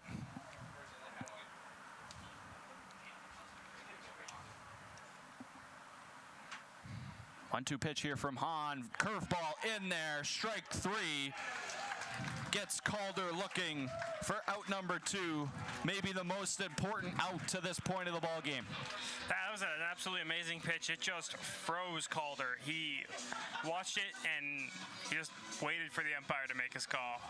He's hoping it didn't break down enough. And great pitch from Chris Hahn. And a great job by Mateo Pierre to ensure that he presented it well so that you got a good look at it from the home plate umpire. So now Regina 2 strikes away after Volcano takes strike 1. Volcano 0 for 3 tonight with a sac fly in there, so that does not count as one of your at-bats. So an RBI for him as well. pitch here. Misses the zone away. Runs the count to 1-1. Of course, if you're Volcano here, you can't really afford to do a sac fly because that'll be the third out and nothing will matter. So needs a base hit, but a base hit in this situation likely ties the ball game if it's hit to the right spot, of course. But with 2 outs, no need to hesitate. Fouled off, and now Regina 1 strike away from their 3rd win of 2026.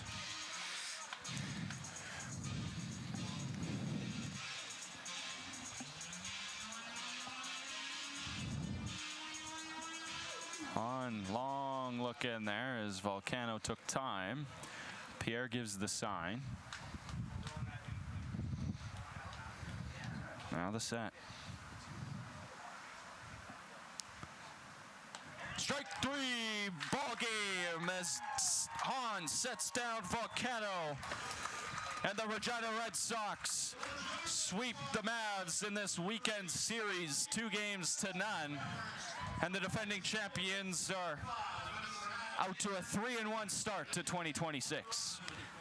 Yeah, great game here by the Red Sox. We talked about at the start of the game, getting out to a good start at the beginning, getting the first run in the first inning, and then they got 6 in the 4th, and then they did the opposite of what they've done all year. They didn't score in the second half of the game, but you know what? They didn't look back, and they held on just enough to take this one. And for the first time, really in a ball game this year, the Red Sox get a lead early. They score in the first inning, the first time they've done that this season, and then they hold the lead for the entire game. Yeah, it's impressive stuff because we've seen them be able to come back, but you want to be able to see if they can hold the leads as well, and they've done a fantastic job of that today. Of course, they did give up some runs. They let Medicine Hat make it close, but all that matters is they added 1 to their W column. So. For you, player of the game is there's a number of guys on this Sox roster who had just great efforts today. Yeah, I think for me it's Justin Simard. He scored twice. And he got on 3 times. Of course, he failed to get on in the 8th inning there when they were trying to extend their lead. But overall, an absolutely amazing game from Justin Simard. Of course, always got to shout out Brady By, hometown kid. Got that 6-run inning started with the solo shot. And the Red Sox really didn't look back for the rest of the inning. They went after it for a while. So.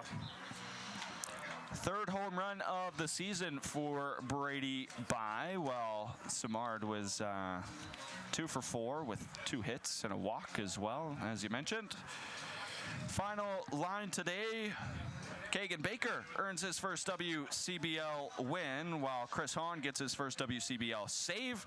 He can charge the loss to Adam Volcano. Mavs score 5 runs on 10 hits. They committed 0 errors and 11 runners left on base, while Regina wins on 7 runs, 13 hits, left 9 runners on base. Now, errors continue to be an issue for these Red Sox in the field. Yeah, they do, and it's something that it's early season. Some of these players haven't played in a month or 3 weeks or something like that. That'll clean up. I'm sure they'll get it right, and they'll get back out here on Tuesday, and I'm hoping to see even less errors against the Saskatoon Berries. Again, we are back on the air on Tuesday evening, 7 o'clock start as the Saskatoon Berries come to town. The first iteration of that Highway 11 rivalry between Regina and Saskatoon, and those two teams have really kind of emerged, at least early this season, but over the last couple seasons, as the teams to beat in this East Division. Yeah, and it should be a fun series as it always is, but I'm excited to see what it brings on Tuesday night. That is all from us here at Curry Field. We're going to thank you so much for joining us on this afternoon's broadcast. Again, if you're looking for the highlights of this game or any game across the WCBL, you can head to the WCBL YouTube page. You can also watch games on demand for free there as well. For Jared Klein, I'm Donovan